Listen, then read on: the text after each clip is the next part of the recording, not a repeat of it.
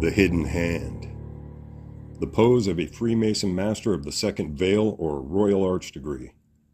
It's the same whether a communist tyrant, artist, philosopher, actor, or soldier, including the designer of the Statue of Liberty. It wasn't Napoleon's crazy affectation from a Bugs Bunny cartoon.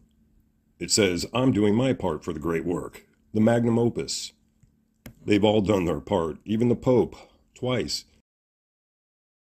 And that great work involves a world order where socialism and communism were testbed creations of the elite banksters like Solomon Rothschild here, and old world money families from the fascist capital of the world, guess where?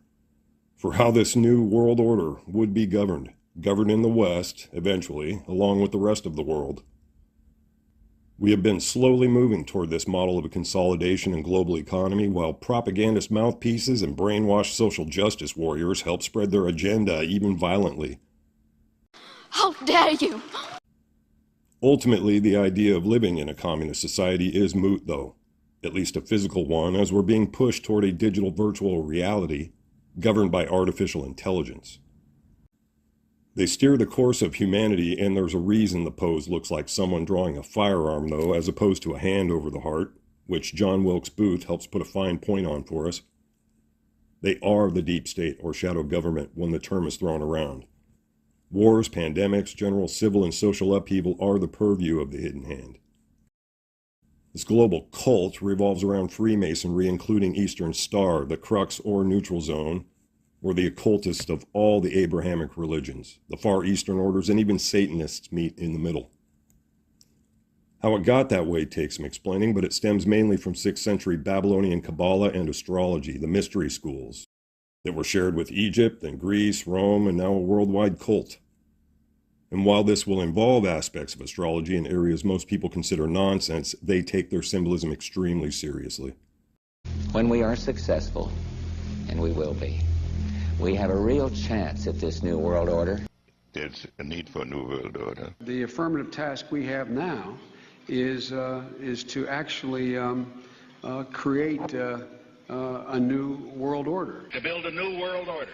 It is a new world order. President Obama and British Prime Minister Gordon today calling for a new world order. And the president outlined his vision of a new world order.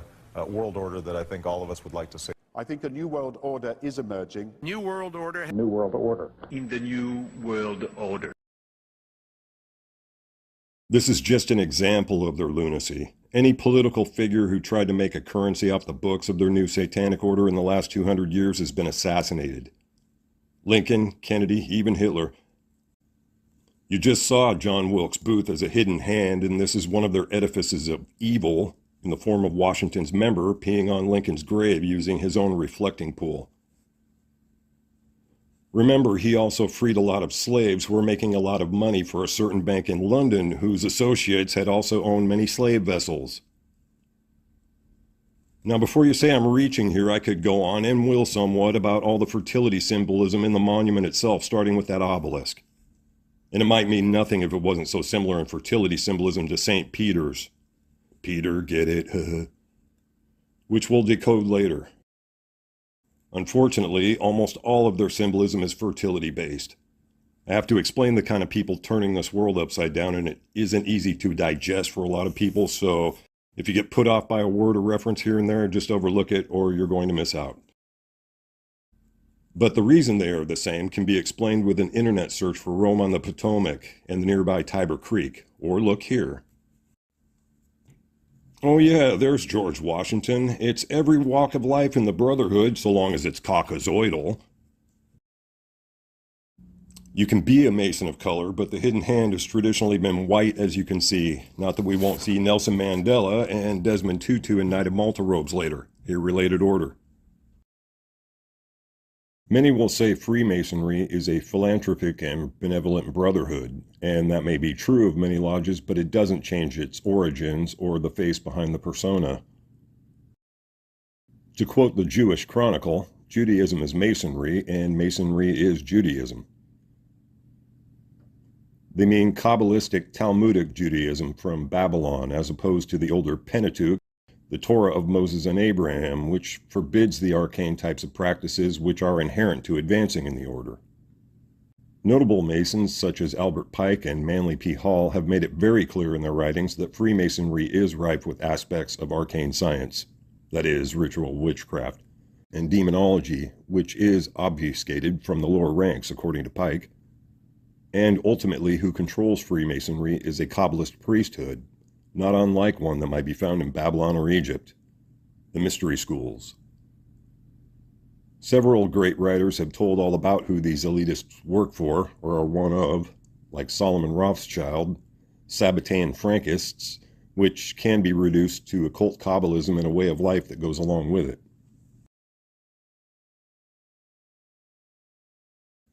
I wasn't going to show this right away, but I think I'll lose too many before getting to it. What kind of stone is that? A Kaaba stone, a Kabbalist stone. I'm sure that's just a coincidence. What I'm showing here is that all three major Abrahamic religions are connected through the ancient Babylonian and Egyptian mystery schools that molded them. And they are so below aspects to the as above of Venus, Saturn, and the Sun, in that order of days of the week. The days of the week being named for pagan gods. The Muslim day of rest and observance is Friday or Venus Day, while the Jewish Sabbath is on Saturn Day or Satan Day, literally, as I'll continue to show. And the Luciferians have Sunday for the sun god Ra, disguised as Jesus, in this Abrahamic trinity they've created in the occult world long before Rome gave us a calendar or days of the week. It's a direct affront to the biblical Holy Trinity shared between, as above, so below. Each represents the as above aspect in the heavens to the so below religion, the hidden hand mystery schools. Even though I'm going to show paintings of Martin Luther making a hand gesture to the Madonna that is Venus, maybe he didn't know, it's the reason Protestantism was created, to separate Jesus from organized Satanism. This just shows how powerful the satanic world order has always been and for how long, as well as qualifying that line of the Bible about Satan deceiving the whole world. Not half, not part, whole world. That includes Eastern religions, but that will take too long to explain. They're all connected from early prehistory, and we'll see how soon. It explains why Freemasons bow at every temple or shrine, though, and why Shriners are so Lawrence of Arabia with the fez. Even if they do help sick kids with somebody else's money, please help. One big happy family who just happen to be at odds all the time. In mystery, Babylonian Kabbalah is the whore that rides the back of their beast that represents the hidden church of Saturn or synagogue of Satan that we'll expose and explore more in depth. It's shared between all three religions, which are really one.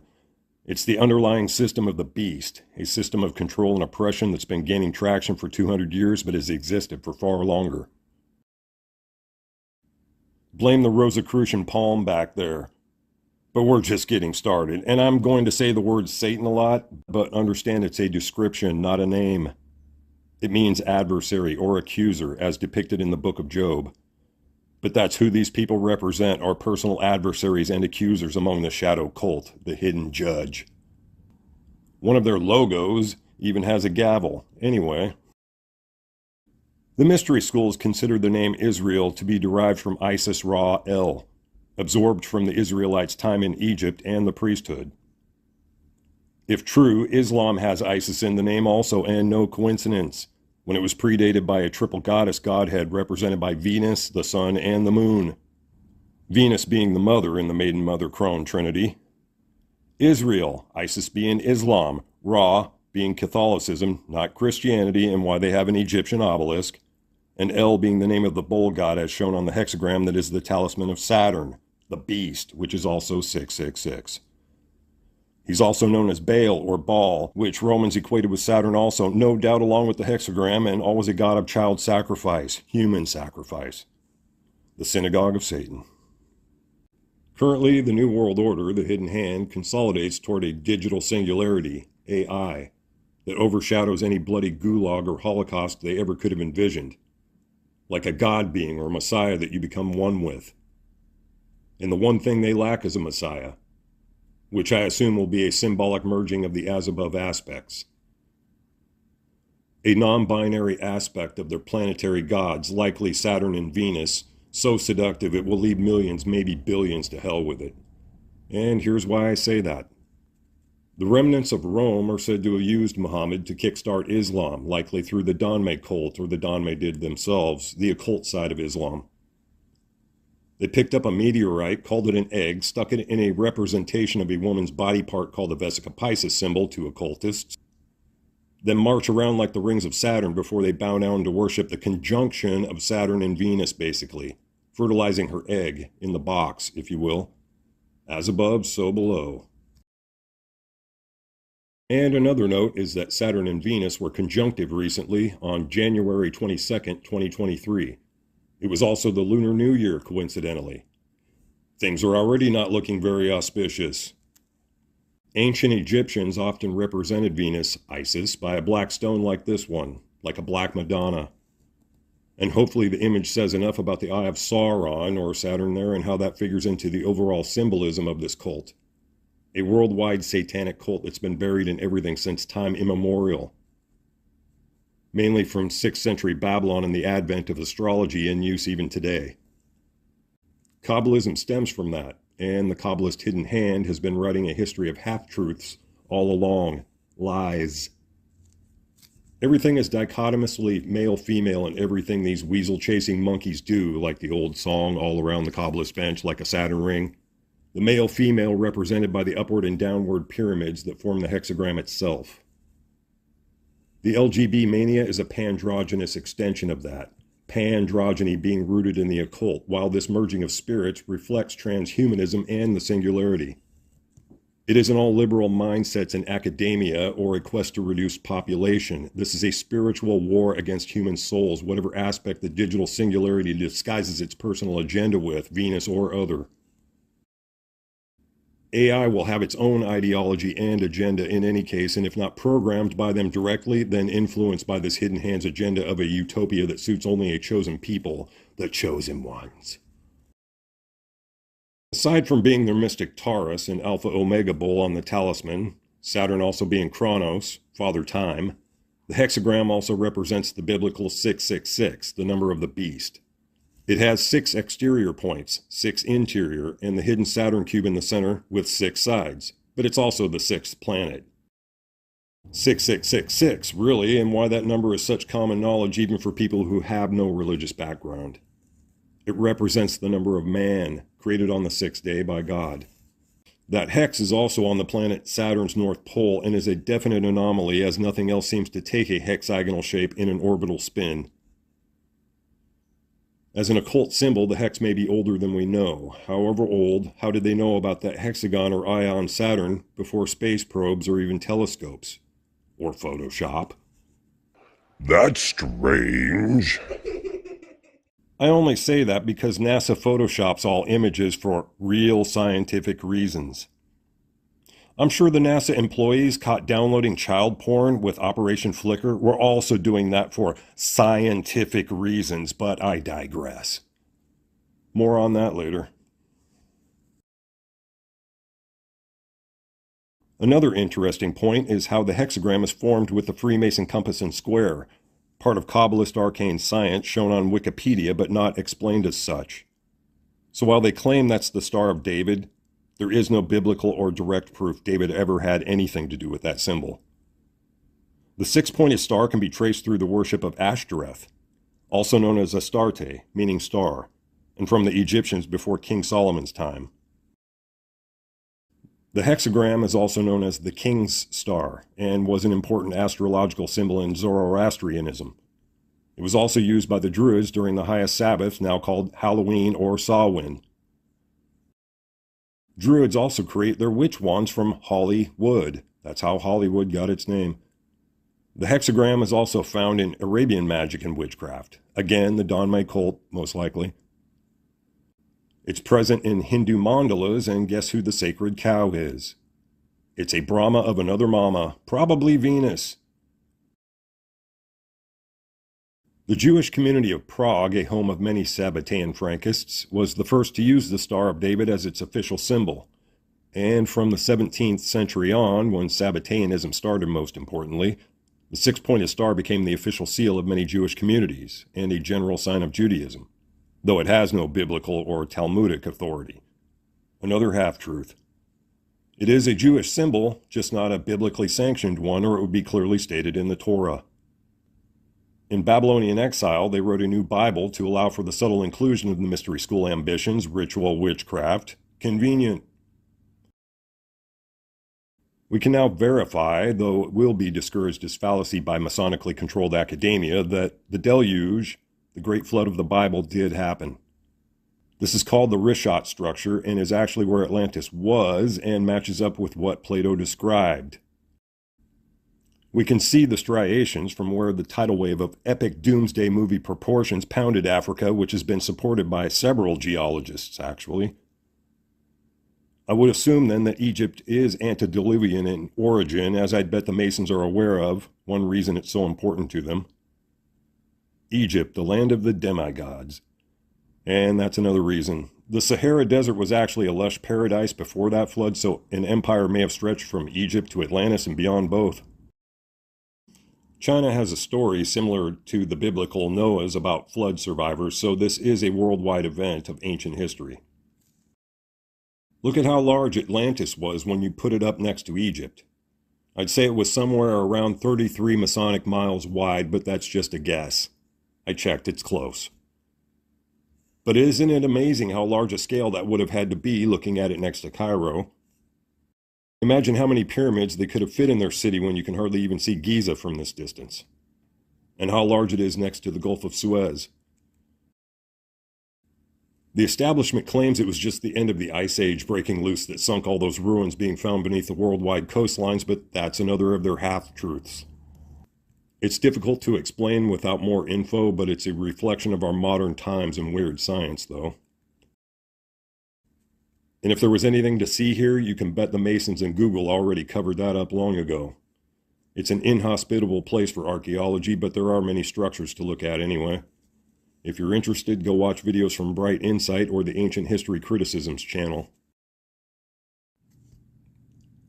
I have to preface the next part with this, and as with a lot of images I'll show, there are more examples that could have been added. The burden of silence is a Sabbatean Kabbalist reference that can be interpreted as pretending to be a given religion while undermining it instead, a crypto. And obviously, these people have secrets to keep, I'm sure more than one. I think this goes along with the false religions I just uncovered a few minutes ago and people are probably still reeling from. Celebrities are used to help spread the word, as it were, just not the whole truth. The more important figure here is Charles Darwin and why an evolutionist is keeping secrets.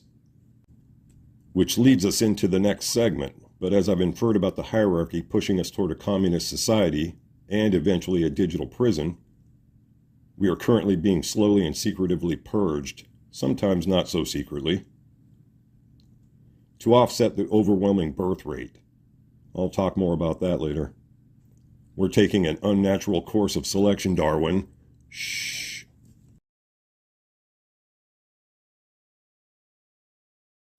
The other thing Masons don't want known because it challenges the evolution narrative is the thousands of giant bones that have been dug up around the earth for generations, thousands of years actually. They explain it away as giantism when entire clans of these beings existed. Native Americans and most all cultures on earth have histories about them, and Big Hidden Mother Brother doesn't want you making sense of it. Because if you do, you're going to reconcile the flood and giants might have something to do with one another, or why they're both in the Bible. The whys and wherefores are what are being obfuscated by them mainly, the core of their occult religion and the reason they are Masons to begin with. There's an element beyond weird science and giants. Cyclopean Masonry has different meanings, but is partly attributable to these giants. This might make you wonder who really built all those unexplainable ancient megaliths, and given the flood, how old they really are. In addition to giant people, there were enormous dire creatures other than saber-toothed tigers and mammoths for them to eat back then, in case you are wondering. Maybe even a few leftover dinosaurs for all we know.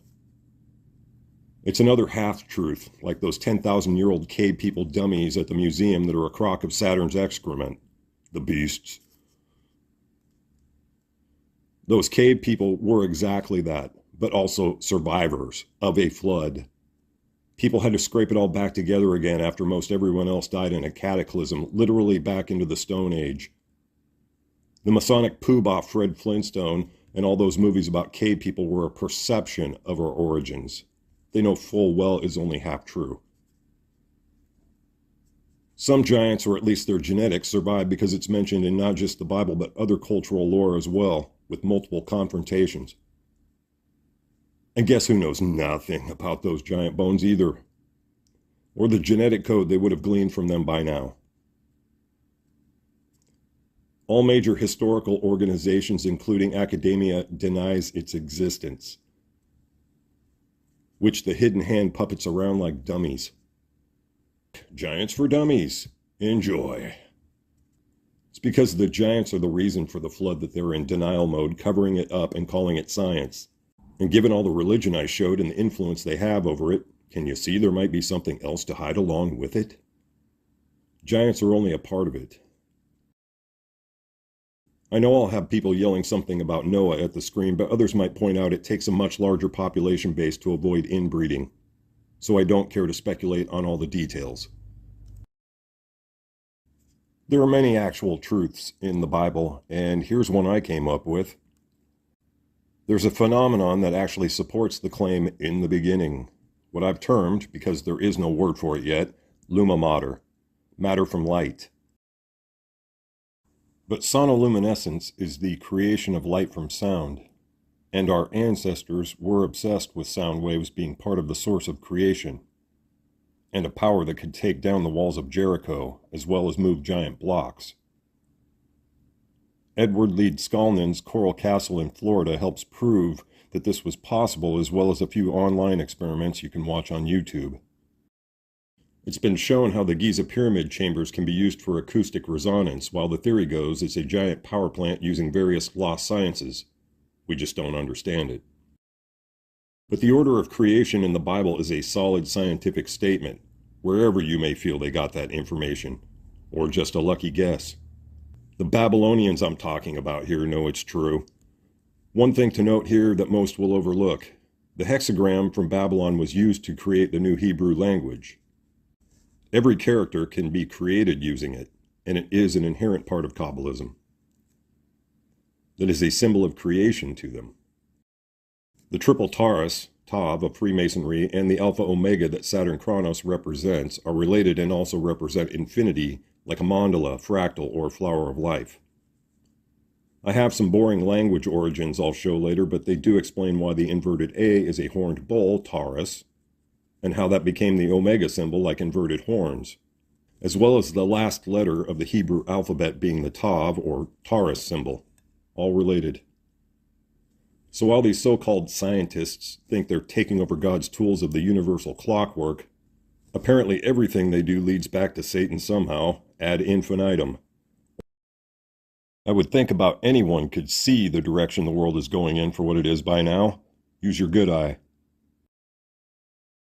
The West has taken a sharp downturn in just about every social, political, and even economic facet since the middle 20th century, and anyone alive back then with any sense would agree. Ironically, this cult intentionally manipulated this trend towards entropic evil and corrupted the world along with themselves. But anyway, this is supposed to be the Eye of Ra, or any given one-eyed pagan god like Odin or Shiva's third eye, often thought to represent the pineal gland, the spiritual third eye, its shared symbolism. There are clues all over the earth, some you can find on those channels about the flood, that there are common links across the world in architecture, religion, and symbolism that must date back at least 10,000 years or more.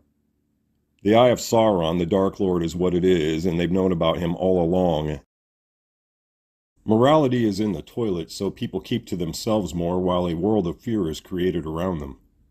It helps corral us toward that tyrannical great work, which inevitably became an idea of an electronic gulag. A lot of these images require a lengthy explanation to understand for most people. The symbolism is deep and convoluted, often interpreted more than one way, and that is to keep an initiative of the order going in circles. Most are kept in place until advancement is required to suit their station or loyalty is proven, never knowing there even was a hidden hand. It's starting to look apparent, though, isn't it? Yeah, okay. The M or double V hand sign is for the Magna Mater, or Madonna, for instance, Venus. Some of you can derive what you need from it, and I will explain in detail later, at least the Magna Mater. The symbolism isn't just to salute one another. It's a salute to their real God, and that is what the singularity itself will represent, the Queen of Heaven's matrix, her womb. That's what the word matrix means, why they used it in the movie. The idea of a church of AI has already been mentioned by Silicon Valley gurus long ago.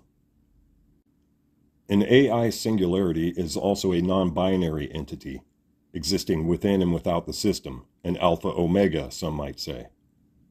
I think you can gather who the male half would be by now. Also alpha omega symbolism.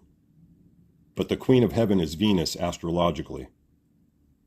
These Kabbalists I'll be describing still await their Messiah, not Jesus nor his mother in actuality, and a convincing way to get the populace to agree with entering her matrix would be to present a charismatic, seductive being or android based on this idea of genderless perfection.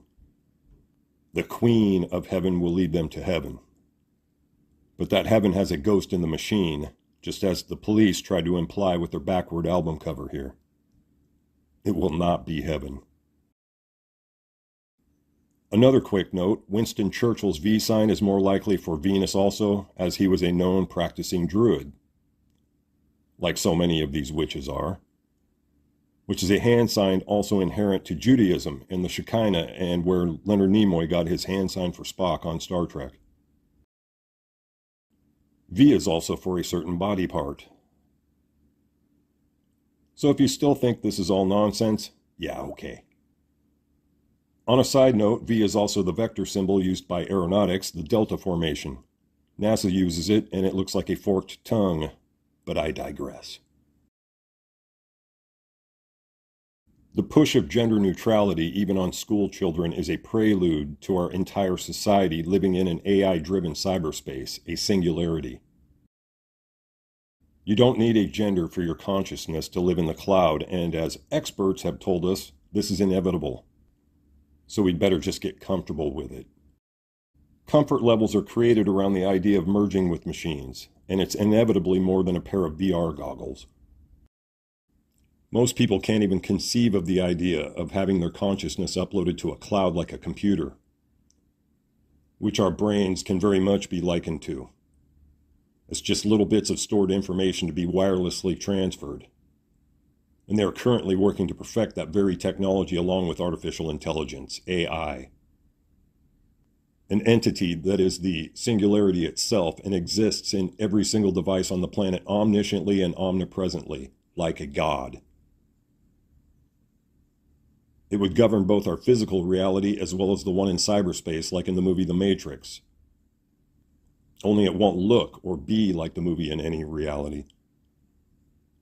So the idea of needing a body, or at least a gender for now, is being made moot. It will just simplify your life. Both directors of the Matrix movies decided to change genders for some reason, speaking volumes about what I just said. Some of these references to Venus and her matrix will make more sense later, but when you buy certain cups of coffee or look at a flag, that's her pentagram star and part of the Kabbalistic belief system of the hidden hand of Freemasons, which I'll prove as we go. George Orwell did not warn us half so well with 1984 as the movie Metropolis did in 1927, a silent movie about human consciousness merging with machines and how unholy it is. A social commentary before there even were complex machines, let alone robots, and a far more realistic Frankenstein. I think the vast majority might agree that we have a consciousness, what many call a soul or spirit, and that is what you're giving up for adoption if you give over to their cloud, the singularity. Once it has your consciousness, you are the singularity's to do with as it wilt while it judges you as it sees fit. Possessed doll pranks aside, that would be us, demonimata, like possessed androids. If they were good enough to allow us android bodies outside the singularity once it's in full control. The more rights and privileges we lose in society in the near future, the more obvious this scenario might become for skeptics, a reflection of society. You never had control in the first place, any more than over death and taxes. There is no Neo in the Matrix, and the only way to defeat the singularity is to never enter it by interfacing in the first place. Advances in technology become normalized while making us addicted to convenience. And the next logical step is a microchip implant connected to their matrix to satisfy all your needs, or theirs. This is where companies like Meta, Facebook are heading. And as we know, our wireless devices and Facebook spy on our conversations. And some would even say our thoughts. So I would not be too quick to trust these so-called experts. It may become necessity to access a bank account or make a transaction with anyone, though. But in the communist great work, no one need worry about possessions or property anyway. Eventually, the things that help define our lives will no longer burden us in the matrix, which are now called services. And that includes people, because having a family unit is a distant concept in the singularity. You're sharing a new reality with every other human mind in the matrix at once. And computer-generated NPCs as well, who might be like angelic or not so angelic.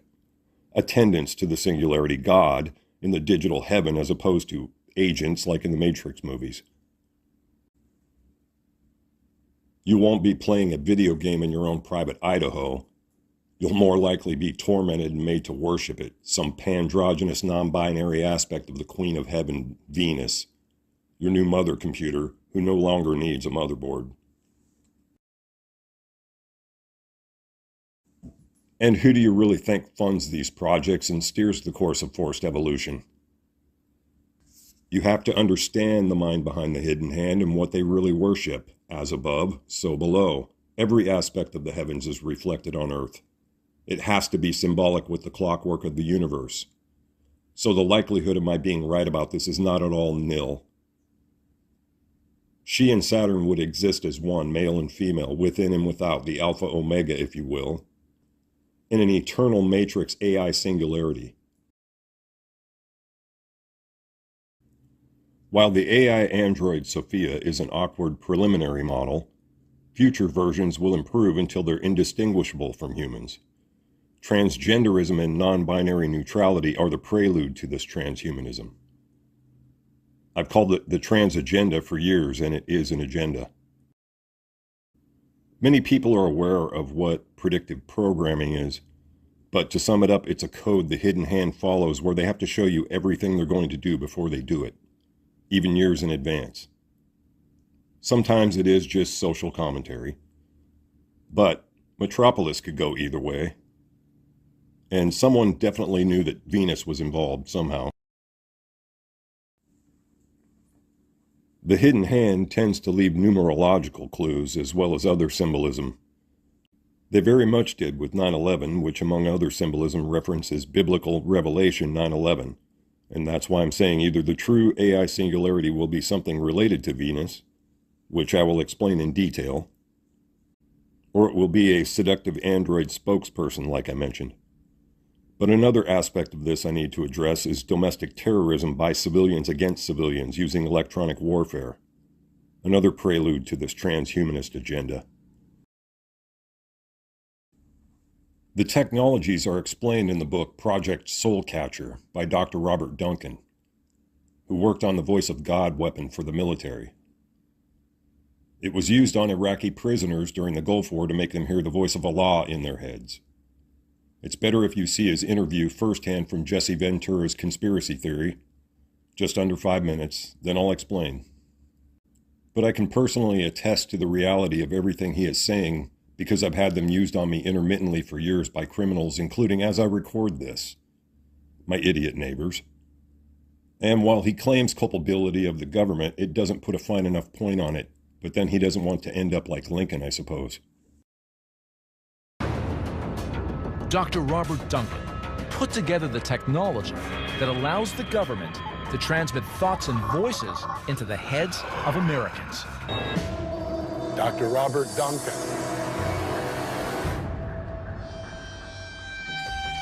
First question for you. What's negative about what you've done? I've empowered the dark side by some of my work. And what do you mean by that? Technology is neutral. Right. It can be used for good or evil. I've worked on projects for the CIA, Justice Department, Department of Defense. Is this the stuff, voices in the head and things like that? Yes. We've run into a few people that claim they got voices in their heads, they sleep inside tinfoil boxes, they do a lot of crazy things, it seems, but when they talk to us, they seem totally normal, they seem totally sane. Are these people crazy, or is the government doing this to them? The government's doing this to them. He's not even bothering to hide it. They're called voice of God weapons. So you know for a fact that these weapons that you worked on, they're being used domestically today? Absolutely. You have to remember, the CIA has a long history of experimenting on our citizens, from LSD to... Sure. Okay, we're talking here like going back to MK Ultra and all that in the 60s and 70s. But we were told all that stopped. Is that untrue? Untrue. These programs continue under new names, new budgets. It's the ultimate weapon. Are there citizens of this country that are being abused with this technology? Worse than abuse, that's a light word. They're being tortured. So the targeted individuals aren't crazy after all. Okay, doctor, to deliver this, how do they get into your head? I've heard of these Gwen towers. They allegedly were used before, and now they claim that they're not used for anything. They do match up with the properties and necessary capabilities. They easily could be broadcasting across the country messages to people and causing them extreme pain. That's part of the whole world domination strategy. Control the population from subconsciously to consciously. And now we've got a motive. Controlling dissenters, controlling the world, controlling you and me. Who are the controllers? I mean, is that our president? The Federal Reserve? No. So these are people within our government at a certain level making these decisions, and they're not necessarily our president or our elected officials. That's exactly right. Wow. That makes it even more difficult because they can't be removed. They can't be removed, and they're difficult to find. They hide in the dark crevices of our government. You worked for these people. You worked on this. You helped to develop it. I was naive. I did not know how the technologies were going to be put together and the ultimate weapon created. You're not still working for them. No. You're unequivocally looking me right in the eye right now, and you're telling me you have no more to do with this, and that you're out to expose it? That's correct, sir. With your background and what you know, can you give us a hint on what we ought to do? No. No. Is it too late? I actually believe it's too late. So what you're telling me, every one of us should be in fear of this because every one of us at some point will be targeted? The technology's advanced that far. One of the men behind the technology admits he created a monster, an experiment in control, gone out of control. And what's worse, there's no telling how far it will go, or if it can ever be stopped. These devices have been around since the very early 1990s, even before in different forms, and became more widespread amongst criminals over the last 30 to 40 years. Criminals who just happen to be organized in a cult, and that's not just my own opinion.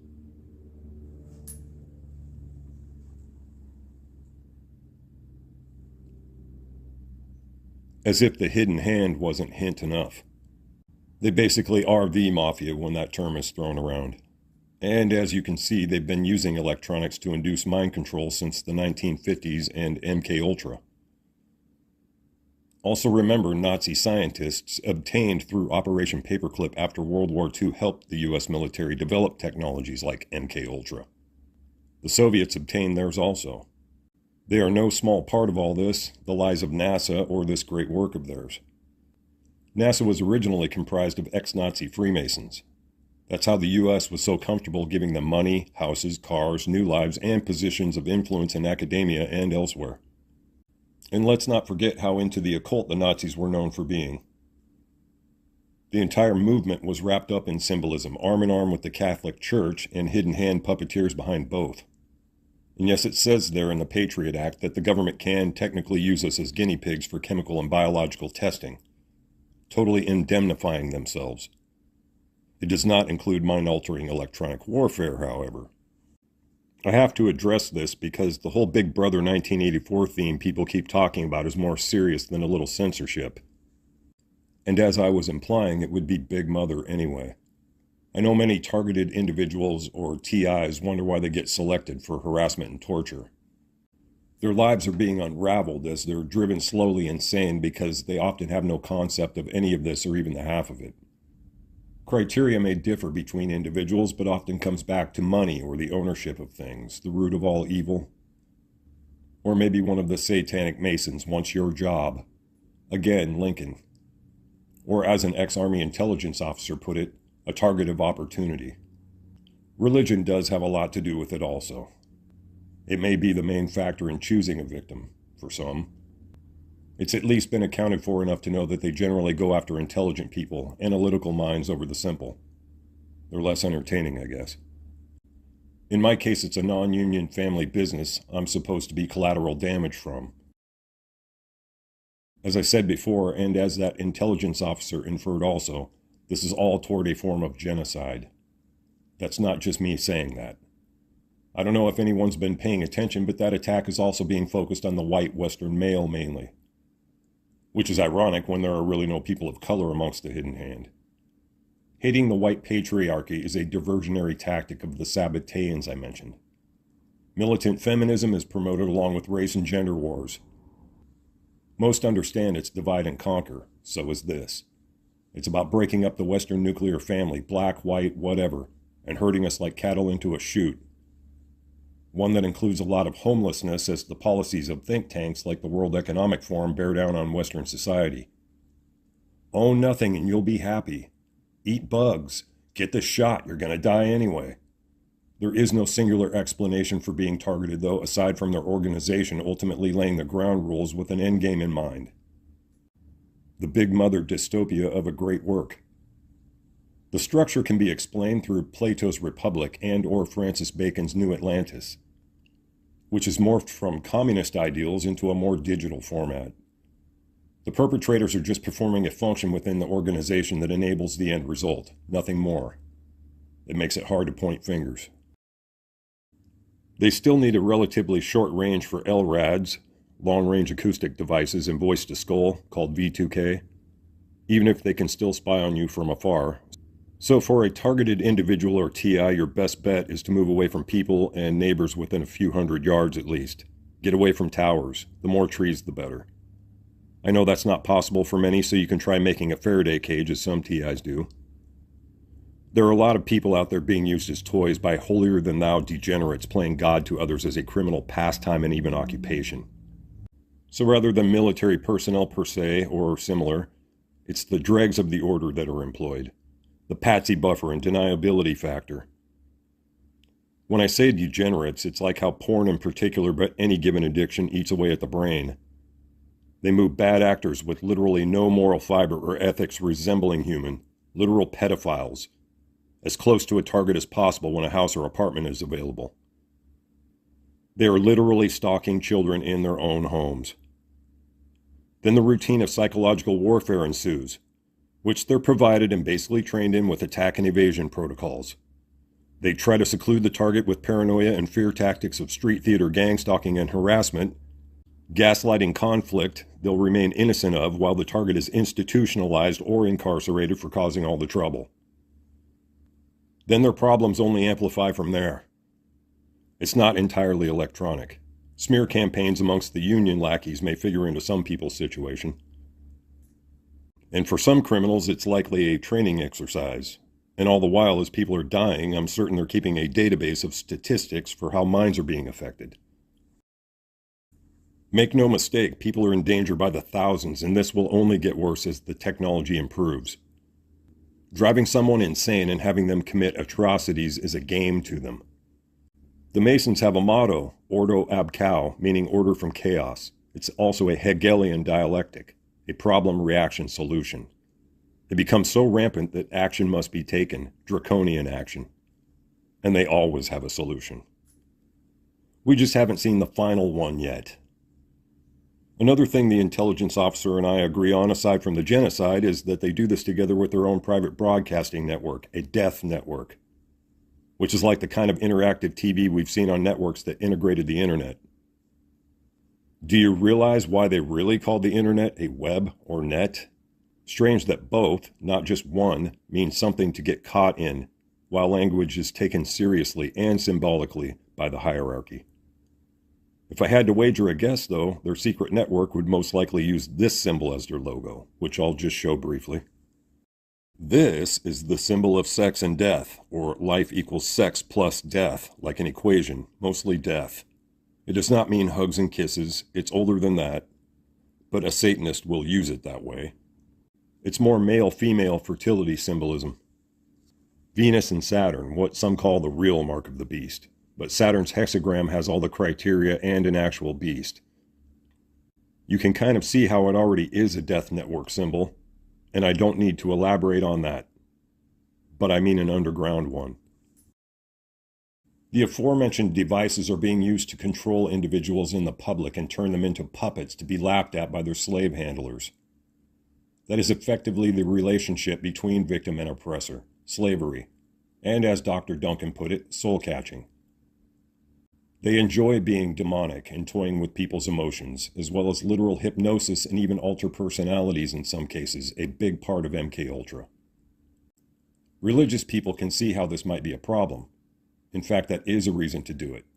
And I will suffice it to say they can do more than just throw a few voices. Don't diminish this as some kind of prank. It's serious and deadly. The handlers have handlers, slaves of slaves down the Egyptian pyramid, destroying lives and families as a joke while they watch them spiral out of control. And it should be noted that the U.S. military has a history with a satanic order called the Temple of Set, created by psychological warfare expert Colonel Michael Aquino, author of Mind War, who with a scandal of satanic ritual abuse of children had the entire Presidio base in California shut down and all traces burned. They also let Colonel Aquino, who was actually discharged as a colonel, write the chaplain's handbook, a Satanist. You can see the PSYOPs connection here, though, and how it might be just a bit on the satanic side. I know about all TIs think so, the ones still alive and clinging on, and it's more than you think. The symbolism is somewhat obvious here, most of it just for showing allegiance at face value. Like Styx, at the bottom right represents the maiden mother crone, with the mother being Venus, and how we know it's Eastern Star is the Easter Island earrings and which way they're facing, as well as the mother. The Easter Island statues have been found to be depictions of giants, by the way. All the fallen angel references, beast skulls, and the rest are a symbolic logo of sorts. Logos meaning word of God, literally, which they take seriously, and we'll look at some Venus logos soon. Make no mistake, they fully believe in all of it. It's not just for show, and they find that out when they enter the world of entertainment and who runs it. Those Kabbalists of Hollywood and elsewhere. So they pander to the order and communicate it through symbolism, but are they part of the network? When people say they sold their souls, it can be meant in more than one context. But musicians will be and are among some of the first to go full gender neutral and jump in the fire of Venus's matrix. There are so many examples besides Marilyn there, who also represents the Magna Mater. The M&M we'll look at soon. Looking at the peanut panoply here, they obviously know something, so why aren't they saying anything publicly like help? They've had at least 33 Masonic years to do so. Maybe they're not pulling the trigger themselves, so to speak, but even then covering a crime equates to accomplice. It depends on how satanic and sadistic they are, I guess. And I would say more if it didn't get this removed for accusations. They leave a lot of clues in album sleeve art as well as lyrics and music, which would help verify the veracity of this claim if it were looked at as a body of evidence. Especially ones who like making commercials for fun. It's pretty hard not to draw a parallel considering who they all work for besides the Hidden Hand. The Rosicrucian Palm. See, eyeballs, Vesica Pisces symbols, fertility symbols, double-headed eagle, which is symbolically both Rome and Freemasonry. And no coincidence, has order from chaos underneath. The double eagle symbol goes back to Sumeria and Assyria, probably before. Pause if you want to look at this at any length. Temple of the Dog, opposite of God, I would suppose, or the dog star Sirius and or Venus. To be blunt, if you don't pay homage to the Satanic Union number 666 of our Babylonian Horse Church of Unholy Sorrows, or start to own controlling interest in areas they covet economically, they have ways of washing their hands of murder, even if they didn't directly touch anyone physically. People are quick to judge celebrities based on their personas, their image, but don't forget the hidden hand that controls them. I think that's him on Metallica's first album cover. Well, a little more communist with the hammer and all, but that's kind of the point. Who do you think Richard Pryor is being burned by here? Definitely not the KKK. It really isn't a stretch to say Hollywood and the music industry are in fact run by Satanists. Very real ones who mean very real harm. A consideration here is that some of these people we've been seeing in entertainment as well as government suddenly going full LGBT are hearing voices telling them to be that. Why it all seems so strange and sudden. Or maybe someone who grabs a gun and decides to murder a crowd full of people or a school or run them over with their car after having what amounts to a microwave pointed at their head from a distance for long enough. The guns they mean to take from us are not the problem. These mind control devices rampant in the satanic covens buried in the public are. They create frustration and anger, why LRADs for one are a crowd control weapon with a lot of opposition to their usage. That causes permanent hearing loss, among other things like, say, brain damage. Maybe some victims aren't hearing voices at all because it's silent and subliminal, transferred outside the range of hearing. So it's just an idea they woke up with one day. And then they started thinking they're something that they're not, and it is a they-them pronoun because it's they and their handler who's been assigned to them. It's total control over a person's mind without them even being aware, soul-catching. You can see how it might get religious on that context alone. They make it that way. It puts a new spin on the whole idea of becoming a transhuman transgender robot, and how that's really only a step away from having consciousness implanted in a matrix, not to lose sight of the big picture here. And I don't mean to imply that everyone is being controlled. That's for TV to do. But there is an aspect of normalization that becomes a trend or fad for SJWs in the brainwashing department of your local edifice and bastion of academia. College, mainly, and who are generally the philanthropic benefactors of the Ivy League and the rest? I wonder where these crazy professors are getting their ideas. There's nothing the Freemasons aren't a part of. People generally use the word Illuminati here, which did impact the organization and outlook of Freemasonry from the Age of Enlightenment onward. Albert Pike, who I mentioned before, was head of the American branch of the Illuminati, the Freemasons. He obviously thought Rome was in charge at the time, while the Sabbateans hadn't shown their hand yet. The Illuminati were not who they're presented as, though, nor are they really the name behind the hidden hand. But their goals read almost identically to the Communist Manifesto, and no coincidence. Both were derivatives of Republic and New Atlantis in structure, but your rights being no property, no inheritance, no familial ties, and no religion, except what the dystopian state gives you. Coexist. Looking at the symbolism here, the talisman of Saturn in particular of all the planetary talismans represents the beast of biblical revelation, which becomes clear later if it's not already. He's their true as-above aspect of God, not Jupiter or the sun, though they recognize and incorporate all the pagan planetary, solar, and lunar gods. But in the context of the Illuminati people keep calling them, we have a Venusian or Luciferian cult, the pentagram, and a Saturnalian Sabbatean cabal, hexagram, behind this hidden hand, light and dark aspects of the same order, Ra versus Set, the light versus the dark. The Masonic checkerboard can be interpreted this way, but it's really that way so they can play sides against the middle in a psychotic melodrama against humanity like a card game. Good cop, bad cop, but both evil and with the same agenda for the same pagan gods, particularly Saturn, their Alpha Omega. Make no mistake that the United Nations Agendas 2030 and 2050, even calling them agendas, are all about making the great work happen. The communist police state of smart cities slowly shrunk into a digital singularity until only empty husks remain. If you watch the entire movie Metropolis, you'll see how much they knew of what I'm describing here and even how it involves their Queen of Heaven, Venus. But the UN's plan is no less Masonic or beholden to the same powers that have existed in different forms throughout our hidden history. And the UN was in fact created by the very same powers that prompted wars for the purpose of consolidation and to feed the beast.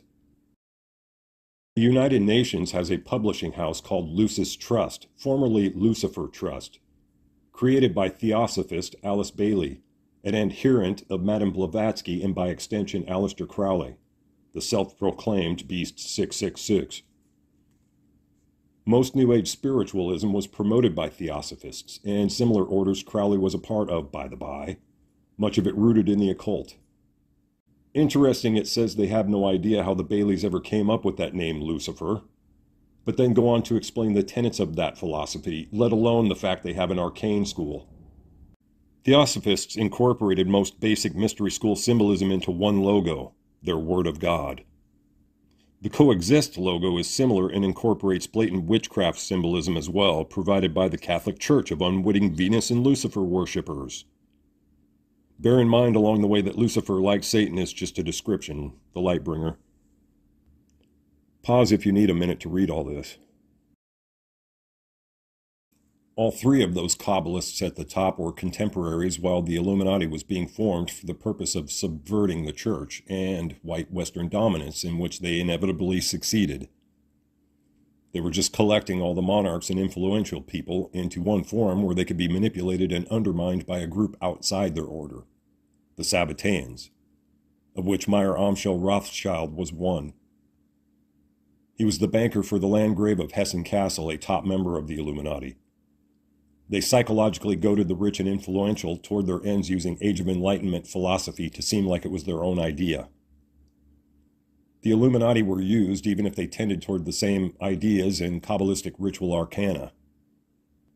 The Rothschilds subverted national economies with war, specifically the Napoleonic Wars, through national loans and debts. It was only a small step to a World Bank afterward. They put forth the idea for a League of Nations, and failing that, the United Nations after the Second World War, theirs and other old world money families funded. All wars are banker wars. And while this would appear a Jewish-dominated endeavor, and is in the context of Kabbalist practices within the hierarchy, they are hardly the only architects of this great work. But as Theosophy conveys, they realized all these pagan world religions had the same source, including with Freemasonry, often with identical, if not just similar, symbolism. I can show for some amount of that using language, particularly the letter T.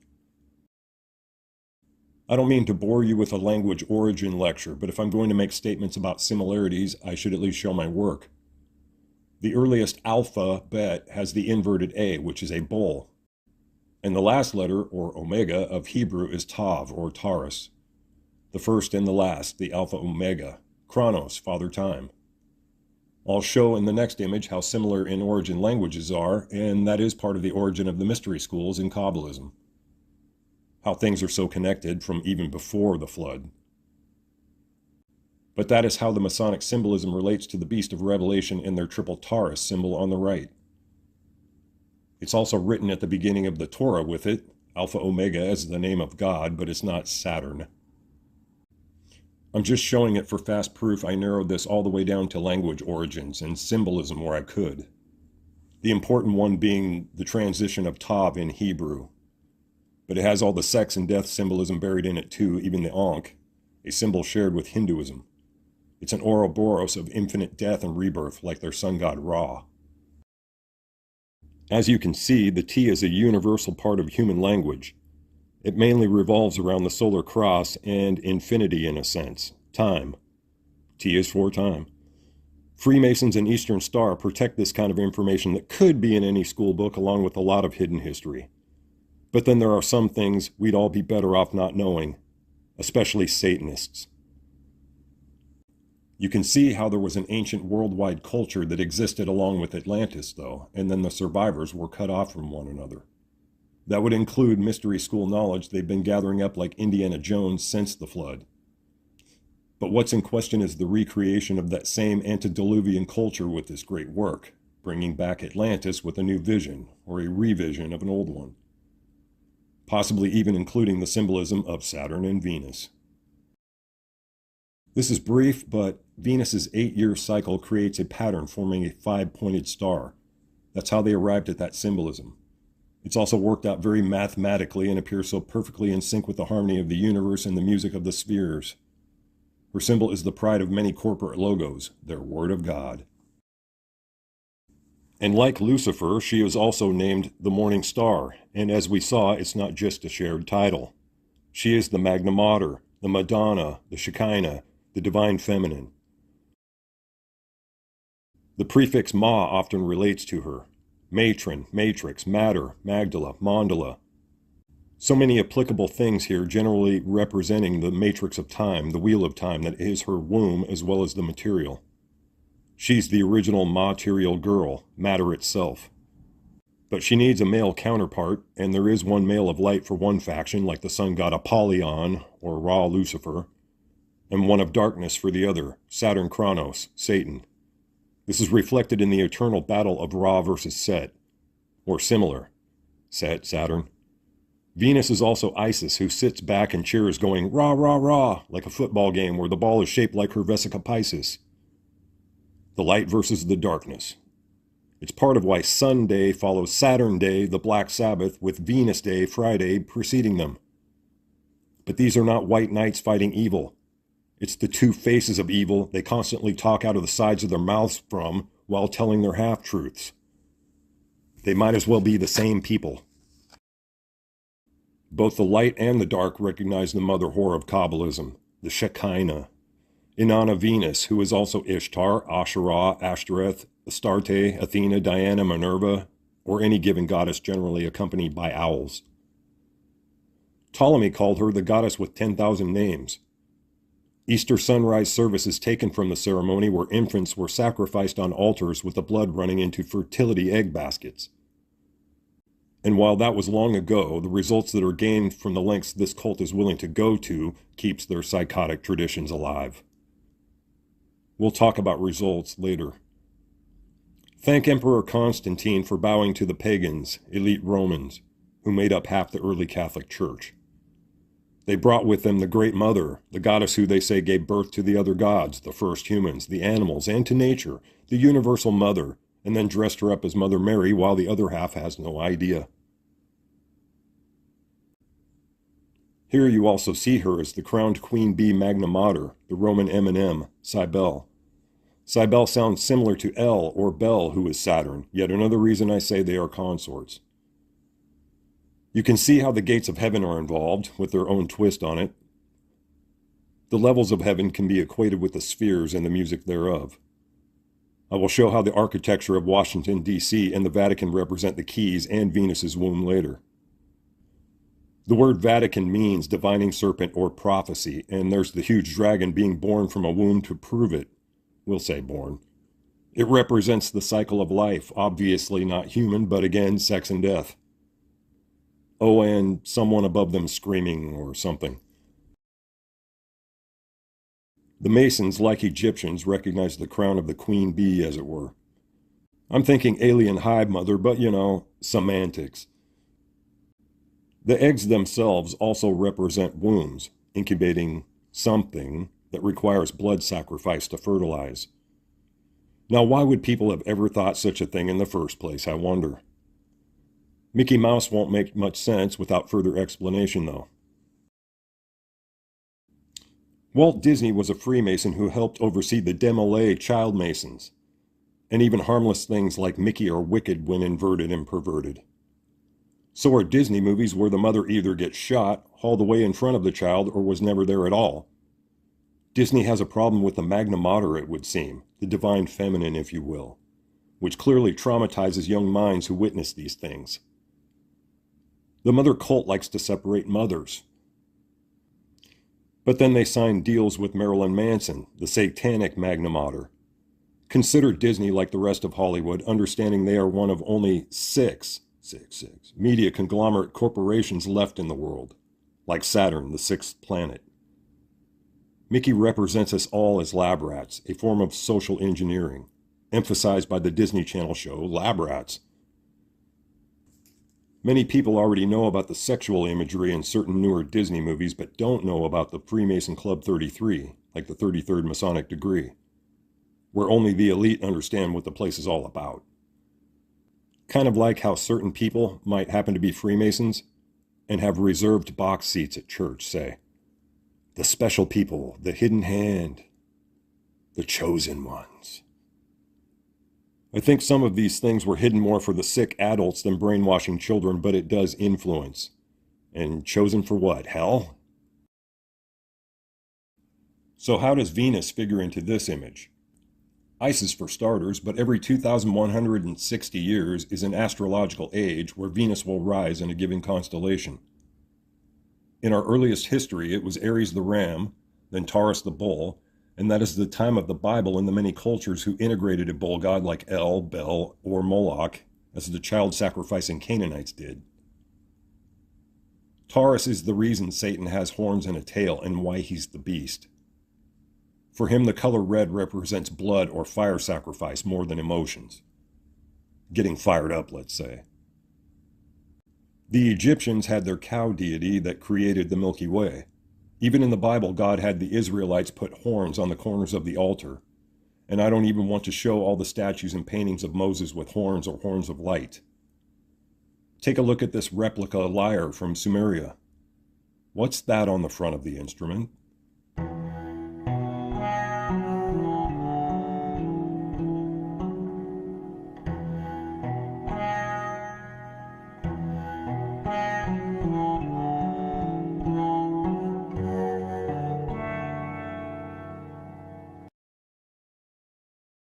It was found in a tomb where the servants suffocated to death while playing music for their departed overlord.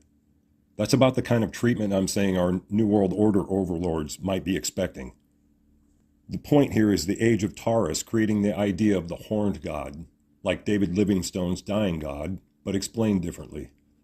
You can see how it impacted symbolism of body parts as well as astrology. There's not a lot they didn't tie together through symbolism and apply to human sacrifice. Human sacrifice was considered normal worldwide. The Aztecs are a good example in why they needed to be as high in the sky with the gods while gouging out hearts, the screams of the dying reaching to heaven. People couldn't understand how that wasn't the right thing to do, and did this ceremoniously worldwide. Power in the blood, life force, the burst of emotional release as the spirit leaves the body. That's what their gods wanted. One of the main themes of the Torah and Bible is all about deterring human sacrifice, with Abraham and Isaac initially, thus God having the Israelites sacrifice animals instead. This is one reason they are Abrahamic religions. Sacrificing people is what the mystery priesthoods did, have always done. Then there's Jesus, but that's complicated. Why do you think the Catholics hang him up on their X or T? And have to have his body hanging from it as well, like the church doesn't know. Then there are the Krampuses, the original Christmas elves. They just love kids, as you can see. Again, horned god depictions, Satan's or Santa's little helpers. But Taurus is where all this symbolism is coming from, the beast. T is for Taurus, a cross.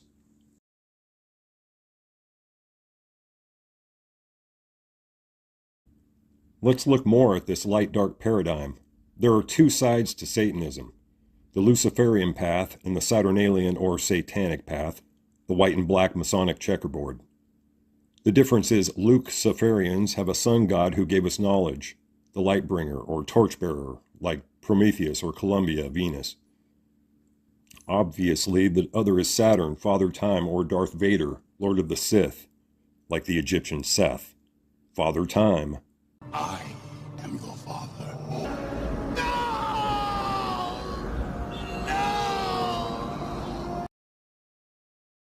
Their lightsabers even have the red and blue shift paradigm that Masons also incorporated into political parties, police lights, and more. That means they cover all spectrums. Bear in mind with this image, Jedi are wizards of a sort, and allegorically Knights Templar, actually, as the Church Emperor Pope hunts them down with Order 66 in the movie. In real life, Friday the 13th. But that is also the number of books in the Bible, ironically, 66. It's a parallel story, but reversed roles from the movie, actually, of the Templars who worshipped Baphomet, the demon goat boy, and the number 66, which is relative to Qliphoth in Kabbalah. The Knights Kabbalist, early Freemasons, basically, versus the Catholic Luciferians, Ra worshippers, rah. And then, like in the movie, they hunted them down as heretics. There was a time when they hated one another, but it's all Satanism in the end. The church has a giant dragon woman sun symbolism to prove it. It's the epic struggle of Ra versus Set, but in real life, and generally has a counterpart story in major religions. Theirs is just a different form of the epic struggle of good versus evil. And while white wizards or witches are supposed to be the good guys, see the words down on the left. Lucifer, donning his own creation. Yeah, I said Luciferian. This part can be very convoluted with Jesus and Horus having similar backstories, his disciples representing the 12 zodiacal constellations encircling the Son of Man, as it were, what Da Vinci's Last Supper symbolizes. So for these Luciferians, Jesus is Horus and just another iteration of the sun god. But it's the Magna Mater, the Mary Magdalene, if you will, who is the constant in it all, represented astrologically by Venus. Catholics steer well clear of certain sections of the Bible, particularly Revelation, because they are well aware the prophets of the Bible kept referring to their cult of pagan worship, now dressed up differently. In the West, it's represented by the Venusian star, like on flags, a cup of coffee, people's houses everywhere, etc. And even though they're merely riding on the back of the beast now, as it were, their fall from dominance, which I'll explain, they still own more property than any billionaire and exert considerable influence in the West, mainly due to the Jesuit order created by Jewish convert Ignatius of Loyola. In fact, we might construe that as how she, the church, is riding on the beast's back so happily, because of its origins. Not everyone who sees this will understand the Rothschild connection to the Sabbatean Frankists or the Illuminati without reading the books I showed earlier and listed, or even have the story straight if they do. I hate telling it, so I'll try to be brief. It mainly starts around the Spanish Inquisition era, with the Jesuit order being founded by Jewish convert Ignatius Loyola. This was a subversive move against the church. Revenge for the Inquisition, partly. Later, Jesuit Adam Weishaupt, also Jewish, created the Illuminati, and his order's goals were to destroy the church and Western values. The Communist Manifesto would be modeled on Illuminati ideals later, attributed to Karl Marx, again Jewish. Jewish banker Meyer Amschel Bauer named himself Rothschild or Redshield based on the god Mars. It's an acronym meaning Meyer Amschel Rothschild and Sons, Mars, god of war, who would later take over the banks of Europe through their own agents and connections, and eventually the entire Western banking system. Mainly it was done through wars, creating national loans and debts. They also infiltrated and even headed occult brotherhoods such as the Alta Vendita in Italy. While not a roster member of the Illuminati, Rothschild was the banker for a rich monarch and a top Illuminati member, the Landgrave of Hesse-Kassel.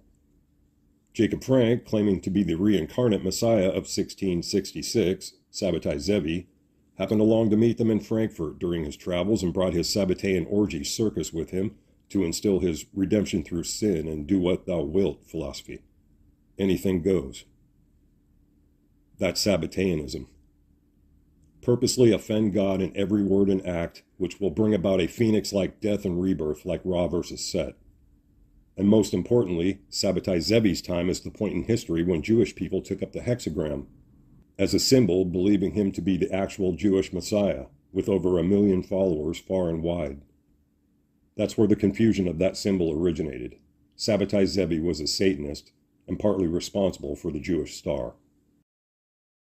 And then it just happened to turn out that the Rothschilds and associates emerged the most economically powerful people in the world by the end of the Napoleonic Wars. This virtually crippled the church's power. There's not a lot their family isn't invested in by now. As they acquired most of their wealth through war profiteering, they invested in the manufacture and distribution of anything that could possibly be considered war-related. About everything, not just weapons. They helped bring Judaism to the forefront as a religion over these last 200 years. No doubt using Freemasonry to bolster it, but mostly by bolstering the Zionist movement, as we can gather from who the Balfour Declaration is addressed to. Dear Lord Rothschild. They financed much of the new nation of Israel that we all now pander to in the West. But are they the puppet masters controlling the hidden hand in the great work?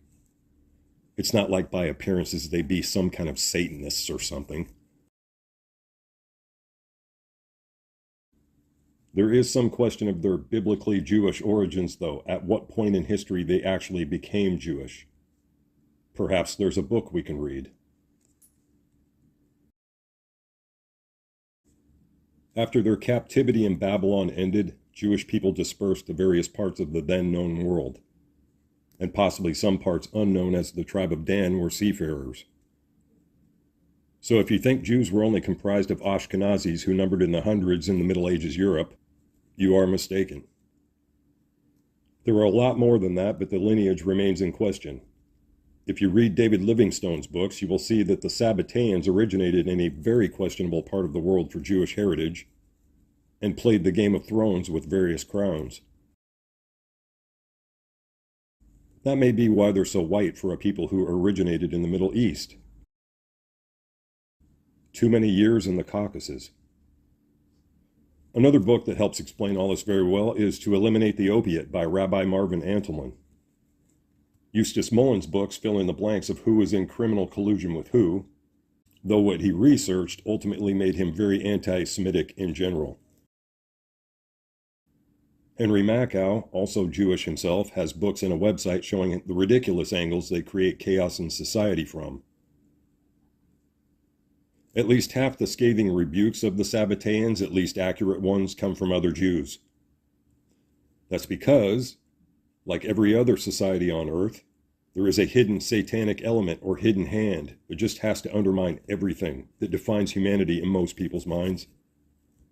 And they brought just about everyone around to their way of thinking by now, which makes it easier to enslave the populace with economic and social reforms. And they have the cash flow to make it happen. Control it, in fact. They're the reason we are using the term crypto for digital currency. Shh.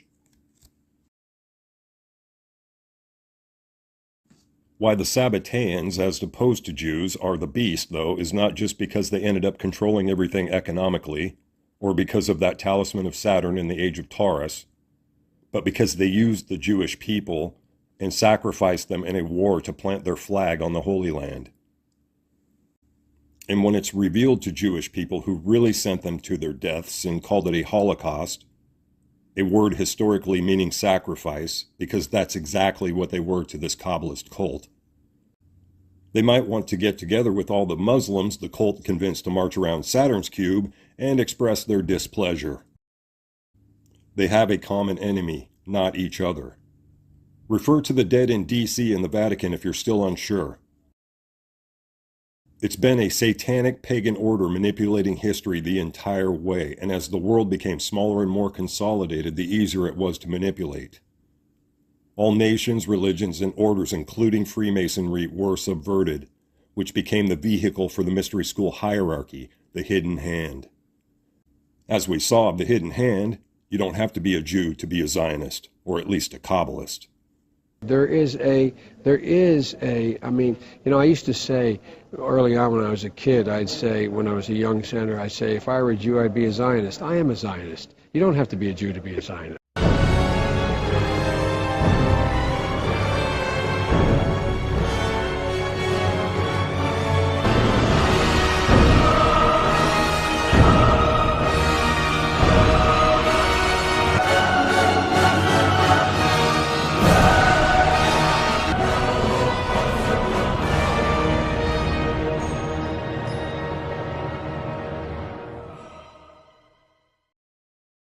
Owl will talk about this condemning image later. Anyway, initially they wanted a League of Nations after World War I, but when that fell through, they finally arrived at the United Nations after the chaos they created during World War II. And I already showed their Luciferian publishing house.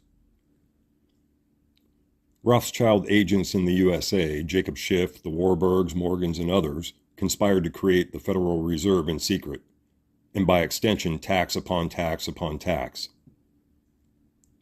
They secured the USA financially and added it to their World Bank after having conquered Europe, then placed their Masonic symbolism on the dollar bill along with the owl of Inanna Minerva Venus in the upper right corner.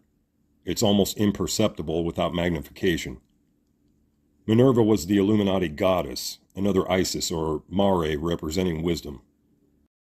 And then there's the fact owls are vicious night predators that eat Disney lab rats, but hey, I'm probably just overreaching. There was also the fact he imprisoned a Rothschild, but Israeli Prime Minister Netanyahu conceded that Hitler didn't want to exterminate Jews, just expel them. That's what the Havara Agreement was all about. Just get out. We'll send you your belongings. The early USSR saw the death of far more Jews than early Germany ever did. And it wasn't just the Holodomor, Holocaust, Holodomor. They were murdered. And who created both the USSR and Nazi Germany? The books say Wall Street and by extension London, but who owns the banking system? Between the Zionist movement and the Balfour Declaration, Jews were pawns. Europe and Russia were made inhospitable to Jews so they would flock to the motherland, all the while telling everyone the hexagram is a Star of David, and even making them wear one, when they were really unwitting sacrifices to Saturn. Taurus and that talisman are why there's a bull on Wall Street, why markets are bullish, and why they would do such a thing as promote both Hitler and the Bolsheviks. And who works for these people? The hidden hand. It was very much a Hegelian dialectic in action. And given the West's fealty and acquiescence to Israel, the Rothschilds funding the majority of Israel's creation, it's clear that Rome, the Venusian hoe of Babylon, lost its empire to an even darker power. And by extension of owning money supplies, they now own Hollywood, the porn industry, the media, academia, publishing houses, corporations or heads thereof, etc., etc. Some of the best Jewish experts of various scientific, philosophical, and even psychological fields of study have told us how to think, including Hegel and his dialectic, Freud, Nietzsche, Einstein, Sagan, and so many others, Ashkenazis being among the most intelligent people in the world. Hollywood comedians are there to make us laugh and then imitate them in day-to-day life like clowns. The Marx Brothers being a prime example. But as the saying goes, all wars are banker wars, and Mars is the god of war in their great work. They were bound to put their own people in control of everything possible by extension, whether really Jewish or not. It's easy to hide within Judaism as a religion while calling it your race. Even Muslims can't get away with that. That's how real Jews have been used.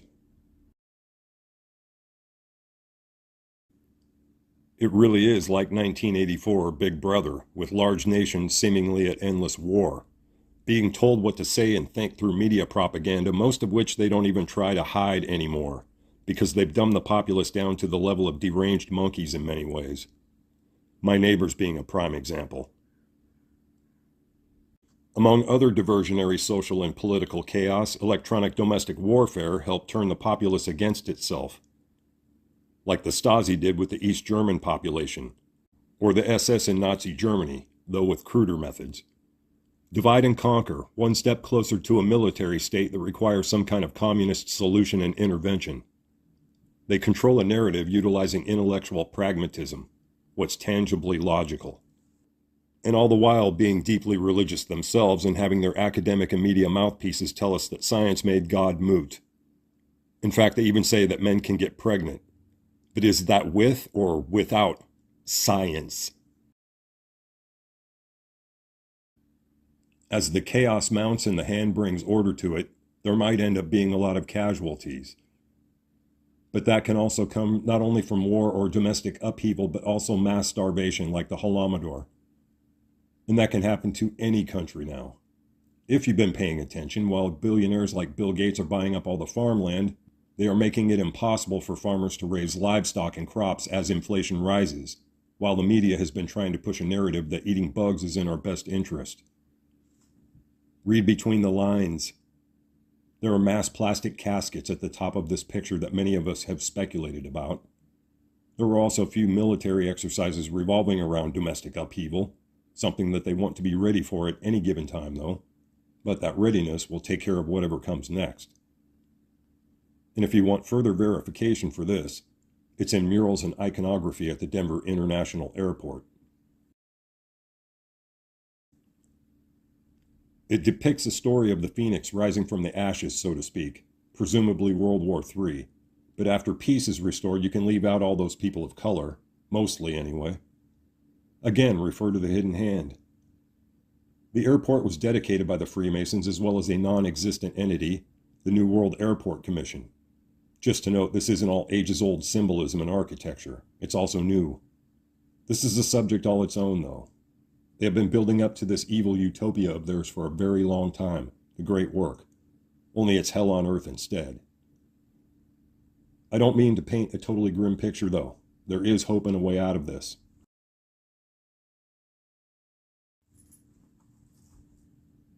But this isn't it. I know there will be numerous people wondering about the aliens and how they fit into all of this, particularly the gray aliens, but there's not enough proof for what I need to say, and it's a lengthy subject. I think given the subject matter and history of the perception of aliens, clearly they are not our friends, or things might be different. I think the first thing to say here is why the hand clearly puts stock in the mystery schools, astrology, symbolism, and rituals if it's all just some interstellar visitors and spacecraft we're looking at here. They would have said, that was stupid, and moved on. How primitive. There was newer material to draw upon for photos, but personally I think most are fake, and more often human-piloted craft when not. A lot has been proven fake, and most whistleblowers turn out to be frauds. Or just way out there. The Nazis had saucers, but delta or V-shaped craft are seen more frequently, or even cylinder shapes. They don't have to be from another planet, and you'll see soon enough that even rocket scientists adhere to Satanism. Most of the original NASA team were Operation Paperclip ex-Nazis, whose former leadership was clearly invested in the occult. How far removed from that were they really? Why all the occult intertwined with weird science? This is yet another brainwash and half-truth anyway. I would argue that so-called aliens in the mystery schools have gone hand in hand all along. They're the reason for the ritual symbolism and arcane sciences, the demonology. The Nazis suddenly had amazing technology in numerous fields as if they were handed that information. That included rudimentary computers and television, a crude form of AI, and more, right down to how to build a flying saucer, which there are photos of. Very likely that's who people were seeing at least part of the time, Nazis, not extraterrestrials, when people like Kenneth Arnold helped coin the term flying saucer to begin with. But some of what Project Blue Book researchers for the U.S. government in the 1950s and 60s concluded was that some UFOs were seemingly demonic in the way they could change shape or instantly disappear. Nothing about it struck them as angelic, apparently. I don't think we've gotten anything close to the truth since. Astronauts and pilots keep talking about seeing something and little else. And as you can see, the idea of beings from the stars goes far back into human history, written into every culture and religion. There is a reason why the NASA naming system for any given mission revolves around the pagan gods in some way. Or maybe a dragon or wizard like the Space Farce patches. which begs the question why everything has to be about that. Just like if you turn on the TV, the chances of the show being about witches, the undead, or similar is greater than not. Everything is about that now. The alien question goes far back into history, and while the Ancient Aliens TV show presents a lot of relative and interesting examples and ideas, they are missing a necessary piece of the puzzle. Some think the gray aliens are the Watchers from the Book of Enoch, which equates to the biblical fallen angels, cast down for their crime against humanity. Maybe it's just me, but they don't appear very angelic, and from what I've heard, they can't fly without a flying saucer. Very little verifiable proof exists for any of it except for people's claims of abduction outside supposed whistleblowers, which are no less than demonic experiences if abductions are true, like the Travis Walton story Fire in the Sky. While the spiritual aspect is downplayed, it's considered a limited point of view to associate them with anything other than extraterrestrial interplanetary visitors, as opposed to something of more local origin. The Torah and Bible actually supports the idea of other worlds in Deuteronomy 4:19 if you read between the lines, while simultaneously referring to demonology and the other practices inherent to Freemasonry and the religions this presentation started with. So both can exist and not be mutually exclusive. Whistleblowers keep saying the government secretly works with aliens or even that they're among us. There are also a lot of references to the idea of alien hybrid children, the black-eyed children as they've been called, black-eyed peas. Most all we've ever heard about so-called aliens has been demonic, though, not angelic. It's also been claimed the Greys are thwarted in abduction attempts by calling on Jesus for help. Given all I've shown, I think it's an abductee's best bet, because these are Saturn's little helpers. NASA is trying another moon mission and talk a lot about Mars, but I can't help but feel it's all just for show. NASA keeps lying, being caught recording underwater with bubbles coming from spacesuits, or in front of green screens while astronauts have traditionally been Freemasons. It's generally all talk about what we're going to do someday, and they mostly just spin their wheels with old technology while personal devices surpass the space race. It should be obvious by now, it's yet another half-truth, just like the giants or flood. Are they stalling for the singularity or even another reason?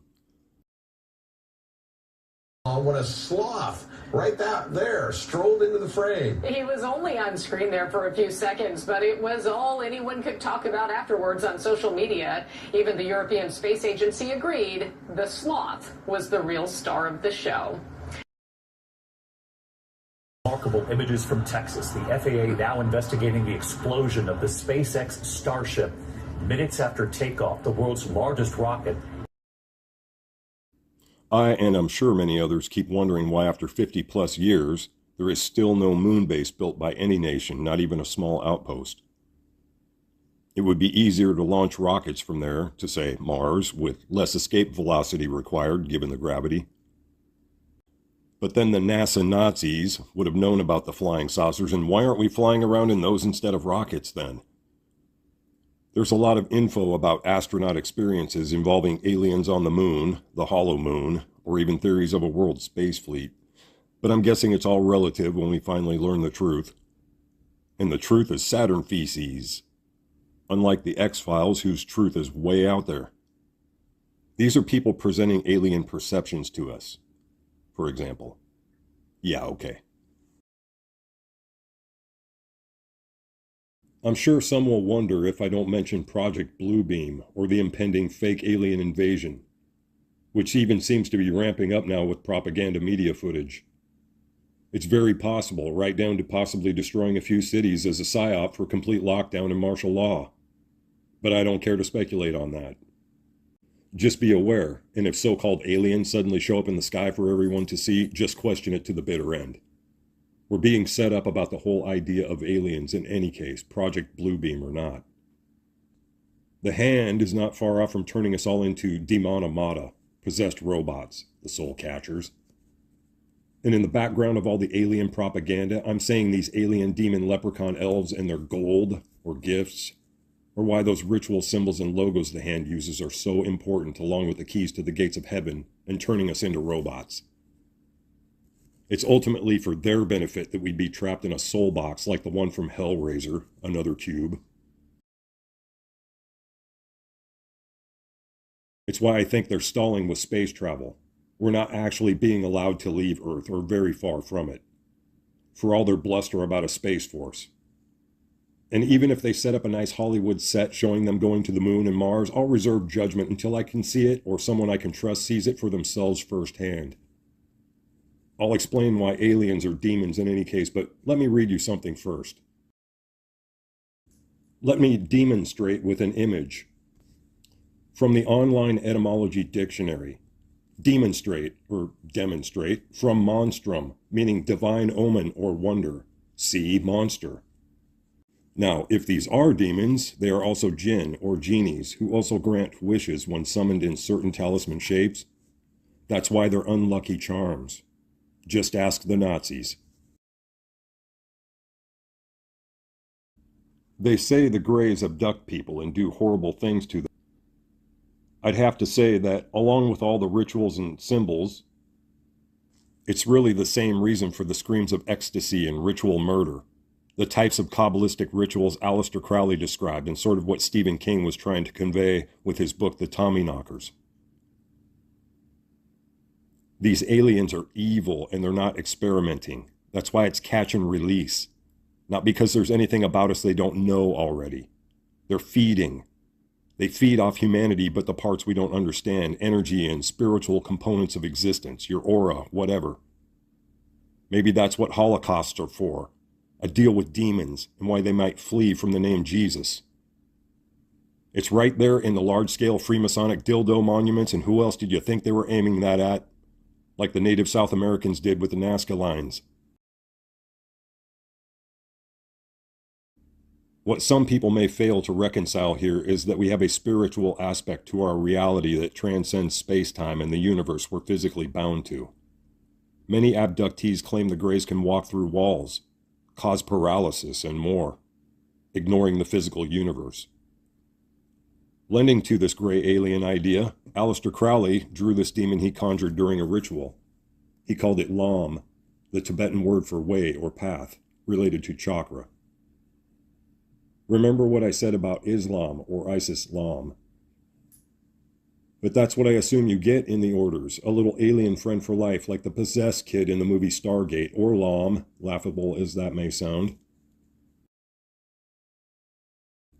What we're made to think a Stargate is, like a wormhole, or a tunnel through space, a perception created for us on a screen, may just be another Hollywood metaphor and gimmick for witch circle and demonology. People in Hollywood love Kabbalah and Aleister Crowley's OTO, who have in the past claimed to have contacted these beings. Kenneth Grant specifically, another Crowley associate. Until I'm shown differently, I'm saying we aren't going anywhere out into space. In the meantime, the cover story will be about aliens and technology, while it was really about demonology and souls. Hollywood, what druids make their wands from, like Mickey Mouse and Harry Potter use. All our perceptions are coming from there. That's why they have to warp and shape young minds into accepting things our grandparents would have taken for demonic immediately. And they would have been right because they didn't live in a world that told them to hate God yet, and weren't taught to wince or laugh at the name Jesus by perceptions built for us on screens, or in academia, in churches, or synagogues.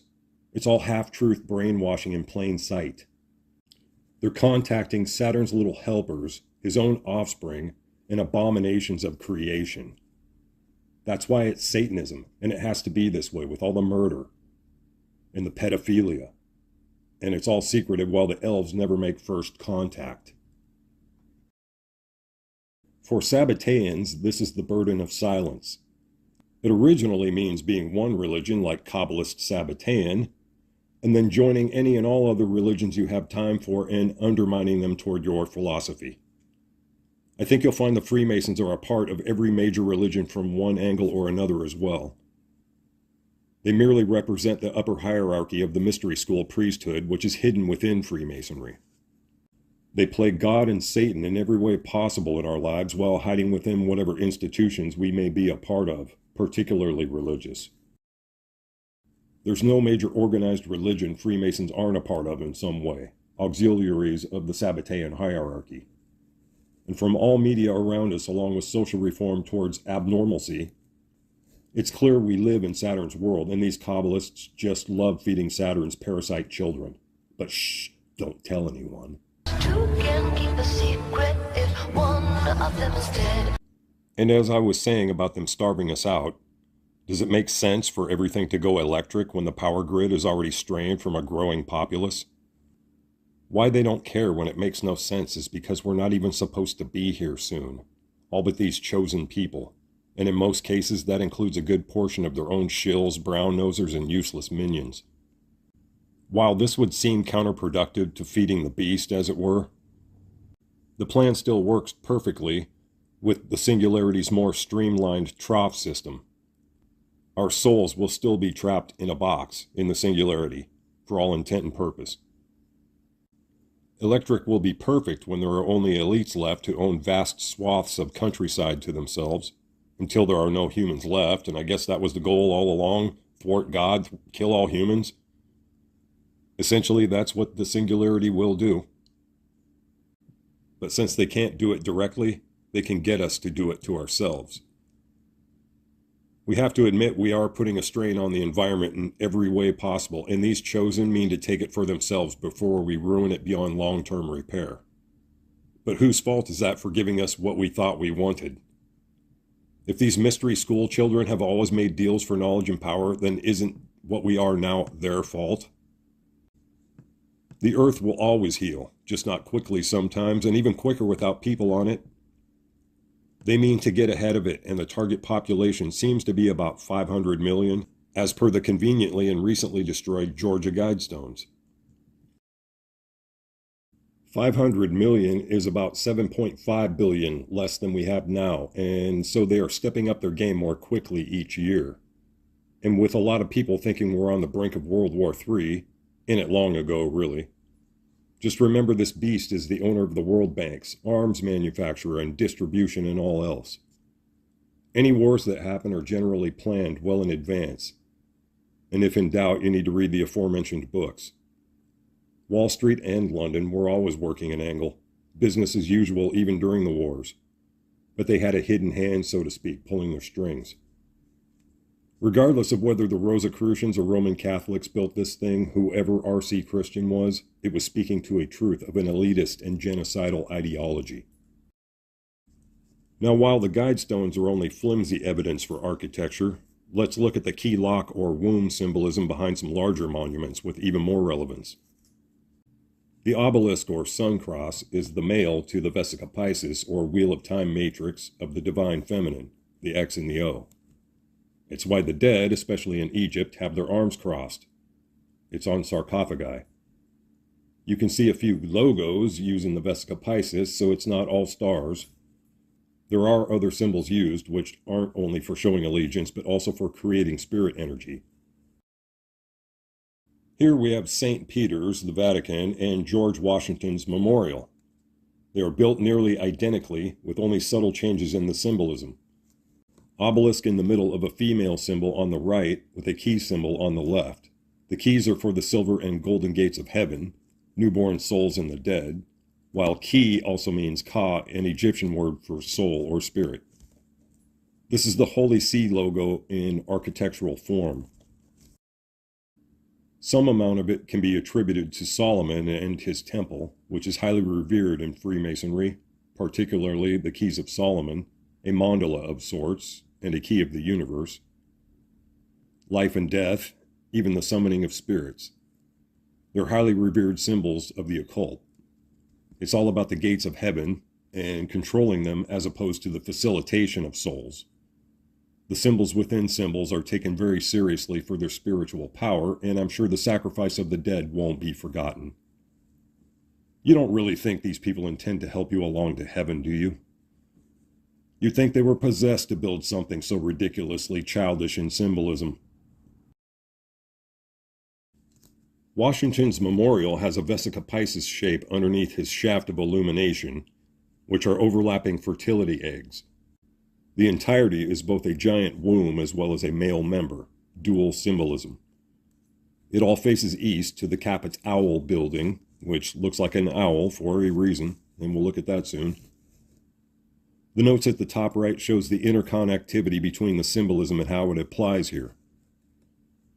The tarot card has Yahweh, the Tetragrammaton, as well as the cardinal constellations that encircle the sun, which is known as Ezekiel's wheel, or the crown of the Magi. And look at who the Ouroboros serpent is that's encircling the solar cross, or Taurus symbol, that I've already established is Saturn's.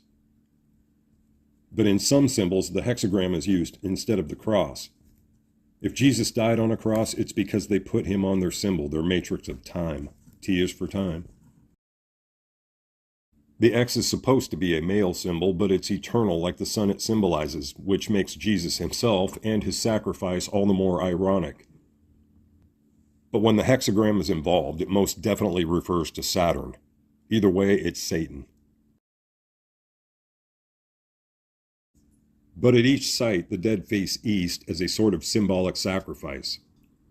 I believe it says the word on the memorial website at least twice.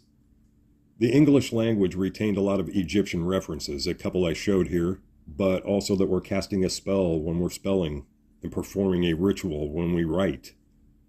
Just common words here and there, but many more than most would believe. Theosophy obscured the satanic angle by calling it New Age spiritualism. Again, largely derived from teachings shared with the likes of Aleister Crowley. While people will tout yoga and Eastern medicine, that's all fine and well, but that's not the core of the problem with it. It's the orders who guide these belief systems and make them what they are. Mostly tripping you up so you never find your way to the real answer, what will really connect you with God. What they offer is an illusion, really, like a self-help book. Satanist L. Ron Hubbard wrote one of those that doesn't quite allow you to identify that question you need answering. It's all astrology and sun worship from any angle. Venus is involved or we wouldn't plaster her star everywhere, even inverted as the Eastern Star logo is, which represents the goat of Mendes as used in classic Satanism. Each male-female talisman has its own Venus pentacle, while she is the only female constant, the divine feminine in this arcane so-called science. Here you can see the pentagram and the rest together.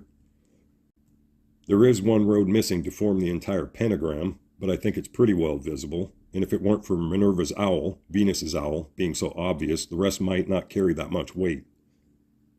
But together I think it all fits together pretty obviously, as if the fertility symbolism wasn't enough. That symbolism is connected to Venus Minerva at the Capit's Owl building, and since she's Ishtar Easter, as well as Isis, like the cult of Isis, the symbolism faces east toward her, the Eastern Star, and that's their logo. While Lincoln, Washington, and the dead face east to the Babylonian goddess, are those her eggs being fertilized at the monument? Fertilized with the blood of the dead, as with the old Ishtar Isis cult? She is the Queen of Heaven, remember, dropping her space eggs that probably have little leprechauns just waiting to jump out of them like the harmless little raptor in Jurassic Park.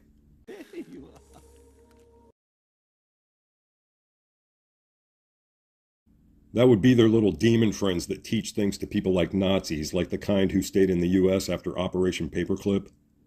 Children of Nazis, a whole other topic. But believe me, it will still have Satanism in it. They all want to be little gods, and the deviants and morally bereft are brought on board once they prove themselves. Usually that's through some form of coercion or blackmail rather than actual trust, or just keeping that stardom or life that they're used to enjoying. People can be made to discard their morality pretty easily when money, fame, and dark desires can be obtained, just at someone else's expense generally, a sacrifice maybe. That's the difference between Christians and Satanists. Christians sacrifice themselves, but Sabbateans, Saturnalians, Satanists, or whatever you like, sacrifice others. But again, it's all to feed the beast. That's how I got introduced to the music industry. I swear I wanted to be like the Amy Grant of music. Yeah. But it didn't work out, and so I sold my soul to the devil. Sold my soul to the devil. Why do you still do it? Why are you still out here? Well, it goes back to the destiny thing. I mean, I made a bargain with it, you know, a long time ago, and I'm holding up my end. What was your bargain? To get where I am now. Should I ask who you made the bargain with? with you know, with the chief commander. On this earth? And on this earth, and then in the world we can't see. And I made a bargain with it. And I made a bargain with it. Now with new improved witchery. So they are fully on board with helping Big Brother and his Freemasonic auxiliaries do the dirty to the public when called on. Those who don't are probably dead, and they can do it from afar without leaving a trace, and it all looks like the victim just had an episode. It's the externalization of the hierarchy, being slowly rolled out with each passing generation, so that the younger generation will accept these new normals every time something challenges the status quo. And they'll call it progress, while impressionable young minds use it to rebel against the older generation. They get us to do it to ourselves, fighting against the ethics our ancestors had ideally molded themselves into better people with. But that's all going away, entropically decaying into oblivion. That was the point.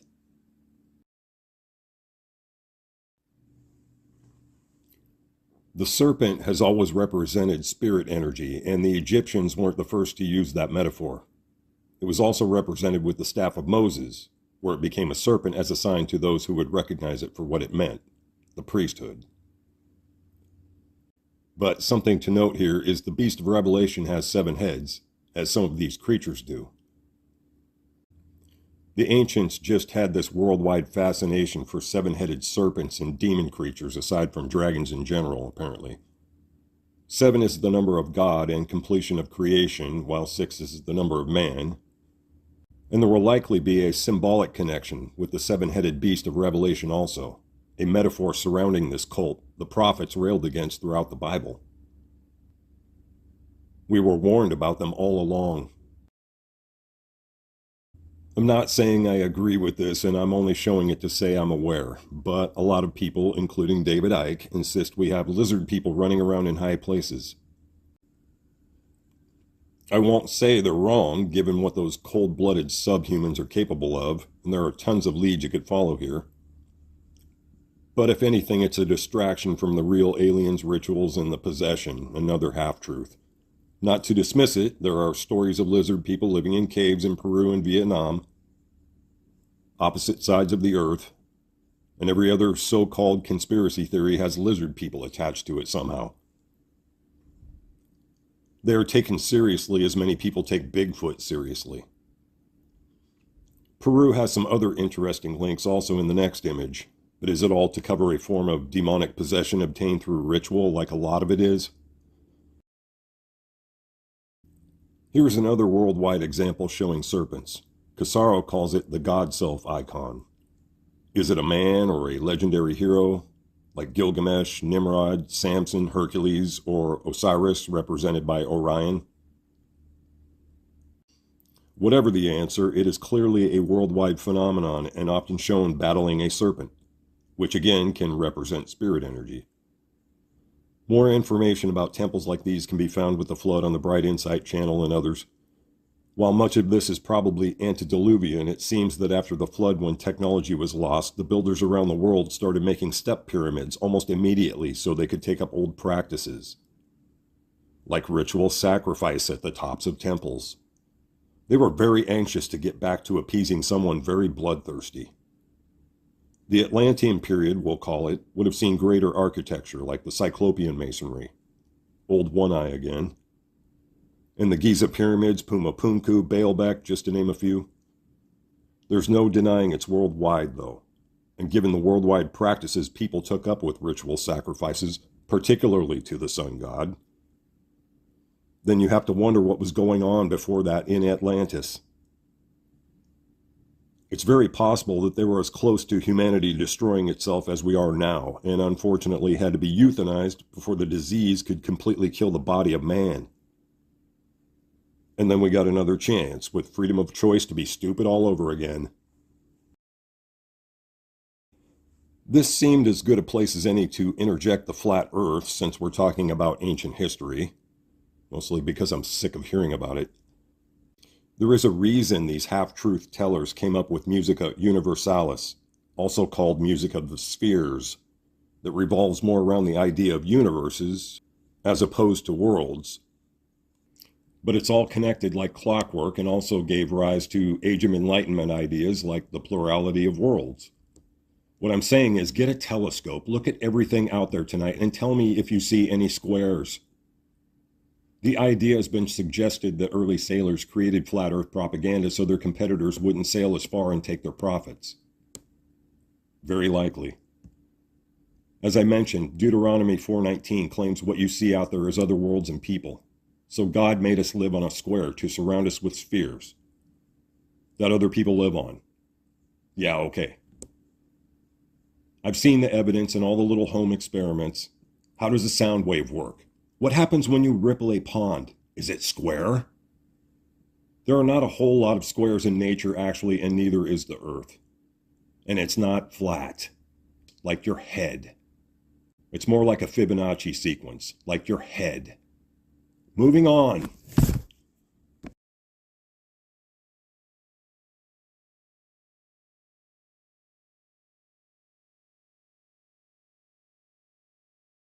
Satan is said to be a serpent of some kind. Many ancient creation stories, like Sumerian and certain Native American, have parallels, as the Sumerian does with the Pentateuch and Bible, actually. We could draw many parallels. Another interesting point is that the Americas were known to native people as Amaruca, or Amaruca, land of the winged and plumed serpent, Quetzalcoatl. That's why there are serpent mounds in North Amaruca, and why all the southern Amarucans, the Aztecs, were stabbing people in the heart in the name of the sun god. Then they became Planned Parenthood. But I digress again. Even the Chinese are obsessed with dragons, but I don't want to labor this point. And it's obvious from global lore that something reptilian is involved, at least something sneaky, snaky, while most theories are better off in a fantasy novel. I included the eagles here because originally the USA was to have a phoenix, as shown on that coin in The Economist magazine, half owned by the Rothschilds. The phoenix may have been derived from fire-breathing dragon lore originally, but dragons aren't the only thing our ancestors were globally obsessed with. An important aspect that's relative to the Ma prefix of the Madonna or Magna Mater is the mandala. The mandala is a representation of the matrix like the flower of life is. But in more scientific mathematical terms, it represents the wheel of time, space-time, which is what they are experimenting with at places like CERN, the Large Hadron Collider in Europe, looking for the God particle, the glue that holds the Magna Mater together. There is also a phenomenon called the Mandela effect, where things we all remember together in one sense has changed in books, movies, products, or any number of things. The words will be different, or a symbol or logo, but we all remember it another way, as if it were mass hallucination. Some people have never heard of this, so I'll say again. Very real things we remember together as a group has distinctly changed in the world, and no one can answer why. Notice the name, though. Mandela effect. Mandela, very similar to the Mandela effect. It started with a story about Nelson Mandela that people distinctly remember differently. But is it just propaganda and manipulation? If I were to say propaganda, it would be because the guy has a stamp with his Knight of Malta outfit on. Desmond Tutu was their Tutu. Coincidence? There's a half-truth in here also, we can be sure, and something demonic. Are the mad scientists of Kabbalah purposely or inadvertently affecting space-time? Theoretical parallel universes merging with our own reality? There are so many instances of the Mandela effect that it is its own topic, and it's not something that can easily be proven. I've already disproven a couple I questioned myself. But are they manipulating space and time, opening up the floodgates of hell as it were, or even hoping to bring together that conjunction of Venus and Saturn to symbolically usher in a non-binary Messiah? Maybe that's why they tamper with things they know they probably shouldn't, and sit there smiling while telling us we'll all be machines one day. Yes, rocket scientists do worship Satan, at least on occasion. We know that L. Ron Hubbard, Jack Parsons, and a woman named Marjorie Cameron performed a ritual on behalf of Aleister Crowley called the Babylon Working. It was supposed to bring the dark Venusian spirit of wild abandon into the world. Most are aware of who L. Ron Hubbard was, but not half as much about Jack Parsons. Some say Jet Propulsion Labs was really Jack Parsons Labs while he was an innovator of rocketry and fuel. From Wiki, he was frequently observed reciting Aleister Crowley's poem, Hymn to Pan, in an ecstatic manner compared to the preaching of Billy Graham during rocket tests, as in plural. Pan is the Roman version of Baphomet, a Greek satyr or satire, an extension of Age of Aries occultism. But you can see how scientific that is, satanic verses during rocket tests. Marjorie was to be the embodiment of the spirit. The part about the star Wormwood is from the book of Revelation when the earth is pounded out by a comet from God. Casting not the first stone, as it were. Very poetic. Were they hoping to destroy the world with Babylon? The Babylon symbol has 7 points because it reflects God completing creation on the 7th day in the Torah. Were they thinking anti-creation? The abandon is pretty wild in the world now anyway, whether they were really successful or not. I can only assume they associated Venus with Babylon anyway, regardless of the name of the goddess they used. And in any case, this was an example of perverted rituals based on Crowley's sex magic. But at least they didn't use children, so far as we know. I had a lengthy video about pedophilia in numerous governments that got removed. By the end, and after hearing from all the different interviews, it was obviously satanic in origin and worldwide. Mainly verified by Ted Gunderson, who had retired from head of the FBI in Los Angeles. He knew it wasn't just secluded instances of random cults. It was organized and global, enemies of Jesus and God. Later, he died mysteriously, as so many do while exposing this evil. Kind of like the liability who was Jeffrey Epstein, and we still haven't gotten a single name out of his accomplice, Maxwell. Big shocker, I know. I may try to upload that one again after some editing, but the point here underscores what redemption through sin, or doing what thou wilt, entails. Satanic ritual abuse involves bursts of extreme energy, which is why Crowley coined the term sex magic. But also how sacrifices are enhanced and why the innocence of children has to be involved. Satanists are the reason why pedophilia and child trafficking is so pervasive. Many celebrities talk about an alter ego that lives inside them, whether that's a performer like Beyoncé or a stage magician. So many make this claim. While Christians will immediately say demonic possession, there's a little problem of voice of God throwing, and electronics to put in its place. So even if that were true, it would be covered in a facade of technology and psychological programming. Pizzagate was a widely recognized instance of pedophilia in government circles in the USA that overflowed with evidence and was brushed under the rug by these Satanists like so many other instances. They don't just do these things because they're demented, but also because of the sex magic and heightened emotions of the victim help them feed their little green beasts like Lam. That's what I'm saying. That comment about lab rats and Mickey Mouse was no joke. Besides all the child trafficking and satanic ritual abuse, there are a lot of TIs. targeted individuals out there all over the world having their brains turned into mush right now by this cult. It's really just a game for them, even if the hierarchy has an end result in mind for it. But this is not something a person with no wherewithal can handle on their own. They will end up institutionalized most likely because the cult prefers it to death while they play God in the hell on earth they've created. Many will commit suicide, but no doubt aided by the music they chose, while others will try to seek some form of help from authorities only to be met with a schizophrenia rap, the only kind of help they'll get.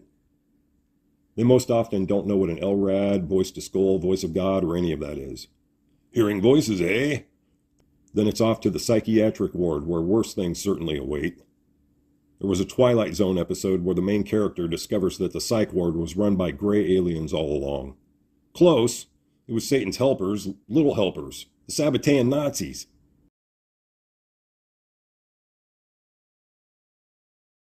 But these lab rats here are just a prelude to us all becoming the slave robots our hidden hand envisions. And failing that, at least an abomination that they hope to drag to hell with them. That's what redemption through sin is all about. Inverting everything natural and corrupting innocence. Being a non-binary robot is about the biggest affront to God we could make. Thus to push to be that. And then we'd all be hackable puppets along with. But worse would be giving our consciousness, our souls, over to the singularity entrapped in its matrix. That's the end game, but who is really driving it? Are the satanic politicians and elite really wanting to live there? Or are they in it too deep with the little green men from Saturn, too possessed? I would guess it's a lot of empty promises in any case. I know the people I'm aiming this at have been beaten with so-called science factoids and propaganda for so long, there's no rational, tangible proof a person could give besides showing what their personal enemy wants to do to them to show you really need to take a side here.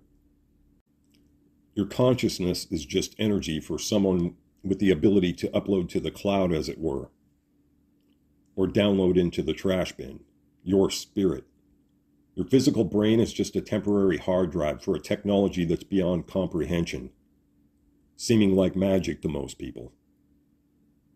And guess who's going to use that against you, and knows better? I know we've all been taught to wince at the name Jesus like saying Jew in public, to even feel humiliated to say. It's conditioning. But he is the only one who will lead you to the real God as opposed to the manufactured one.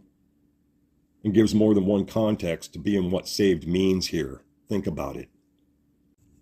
The Kabbalists laid an evil trap in the name of their fraud god that behind its lies clearly hates humanity with a burning passion. Yes, they are now the sun gods too, working on it anyway. Don't be a butthead. These are Satan's rejects and God's both. The writing is on the shirt, and you can choose to go live in a Hellraiser cube with them and Santa's little helpers. If not a feeding trough, then at least the singularity is a way to affront God and say we have your children's souls.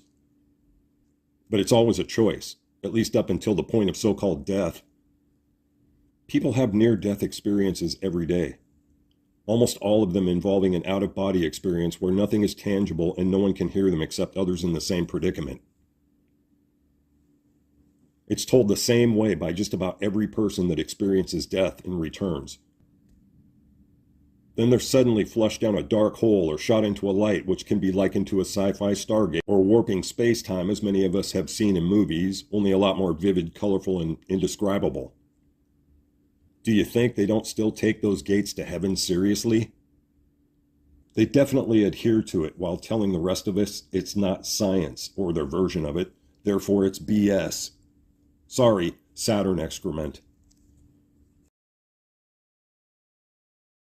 I know skeptical people always want to know why God was such a ruthless God in the Bible if he's so loving, killing all those so-called innocent people, seemingly at random, or at least a cover story for the Israelites to make war.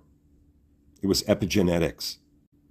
Coupled with the mysterious giants and the Atlantean Empire, we're calling it, that had presumably gone too far, or the entire Earth wouldn't have been wiped out. Because in other examples, there were only a limited number of people that needed to be dealt with, if you noticed. And by epigenetics, I mean the kind of thing we're seeing now, the merging of genders and machines with humans, while in the background sits this creeping, evil presence spurning the whole thing forward. Not just people, but a hateful, spiteful, alien kind of presence.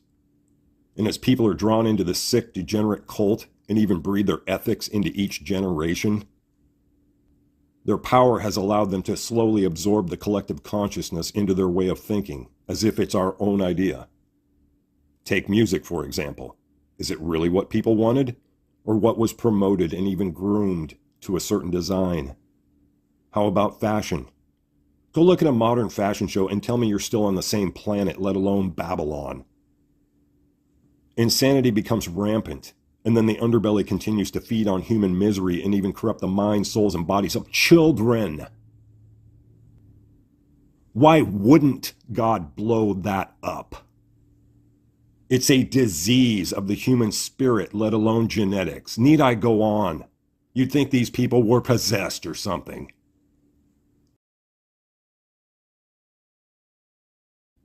It wasn't just in the Bible that entire cities were wiped out either, at least the Christian one. The Hindu Mahabharata has similar stories, and there is a place in India called Mohenjo-daro, where it appears like a nuclear device of some kind went off thousands of years ago. Given the irradiated soil, people were found fused and huddled together like they saw imminent doom coming. Again, buttheads, don't be one. Or a dragon rider either. Their wings are getting clipped. I made a bargain with it. Now, does this XO Skull and Bones look like an angel of death that wants to eat your soul? I'm leaning toward demon or jinn myself. From a personal perspective, I believe they masquerade as our actual creator, like the Wizard of Oz while being crypto gods, that only want us to destroy ourselves in actuality, while people pander to them for knowledge and power or money or whatever through Kabbalistic rituals. They are the Satan that fooled the world, demonoid things, and those who follow them on earth, so below, not the actual angel who keeps getting confused with Lucifer or Satan, the wayward son of God. A Frankenstein creation of his maybe, but not an angel.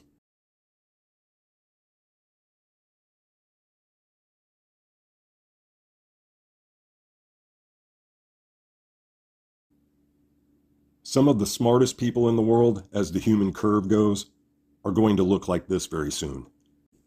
When we remove the mask, or persona hiding the real demon, I think we're going to find more than a few not-so-good Krampuses, or some other alien thing that has gotten into these people. And if you made it this far, I didn't want to leave you completely devastated. I told you the way out of their Ouroboros of doom already anyway. God does have a plan, and rather than extract the vermin from humanity, he ends up having to remove humanity from the house we let get infested while he was away, before he's forced to burn it down with the vermin in it and rebuild. It's called the Book of Revelation. The horror is basically Kabbalah as a religion behind all these others masquerading as Abrahamic, but it's also Venus. As above, so below. The beast Satan is clearly Saturn from the ages of Taurus and Aries, and the synagogue of Satan has carried on traditions in his name since before Babylon. It's a question of waking up and smelling the singularity. The writing is on that big black Saturn cube called a quantum computer, and time is almost up. It's all a push straight into an eternal nightmare for a consciousness trapped in cyberspace. It's not all coincidence that the symbolism lines up, or the numbers, but in reality, every so-called expert has said that there is no way out of merging with machines. And when it all lines up, does it make sense that the end of the Bible reads the way it does? It is the end of humanity after a tipping point. We will lose control. But it made your life easier in the comfort of your own cocoon, at least until the body wasn't needed anymore. Remember who Venus really was represented by initially. Inanna, bloodthirsty, taloned night predator. Now she lives in D.C. and everywhere in the West and the world, and she loves a good lab rat. But maybe not half as much as Santa's elves, or Saturn itself. I made a bargain with it. I made a bargain with it. Run to Jesus, kids. These hellhounds are on everyone's trail now, and now you know what you're being saved from besides the obvious, saving your soul. Believe it or don't. You sold your soul. You going down, all the way down. Hellhounds on your trail, boy. Hellhounds on your trail.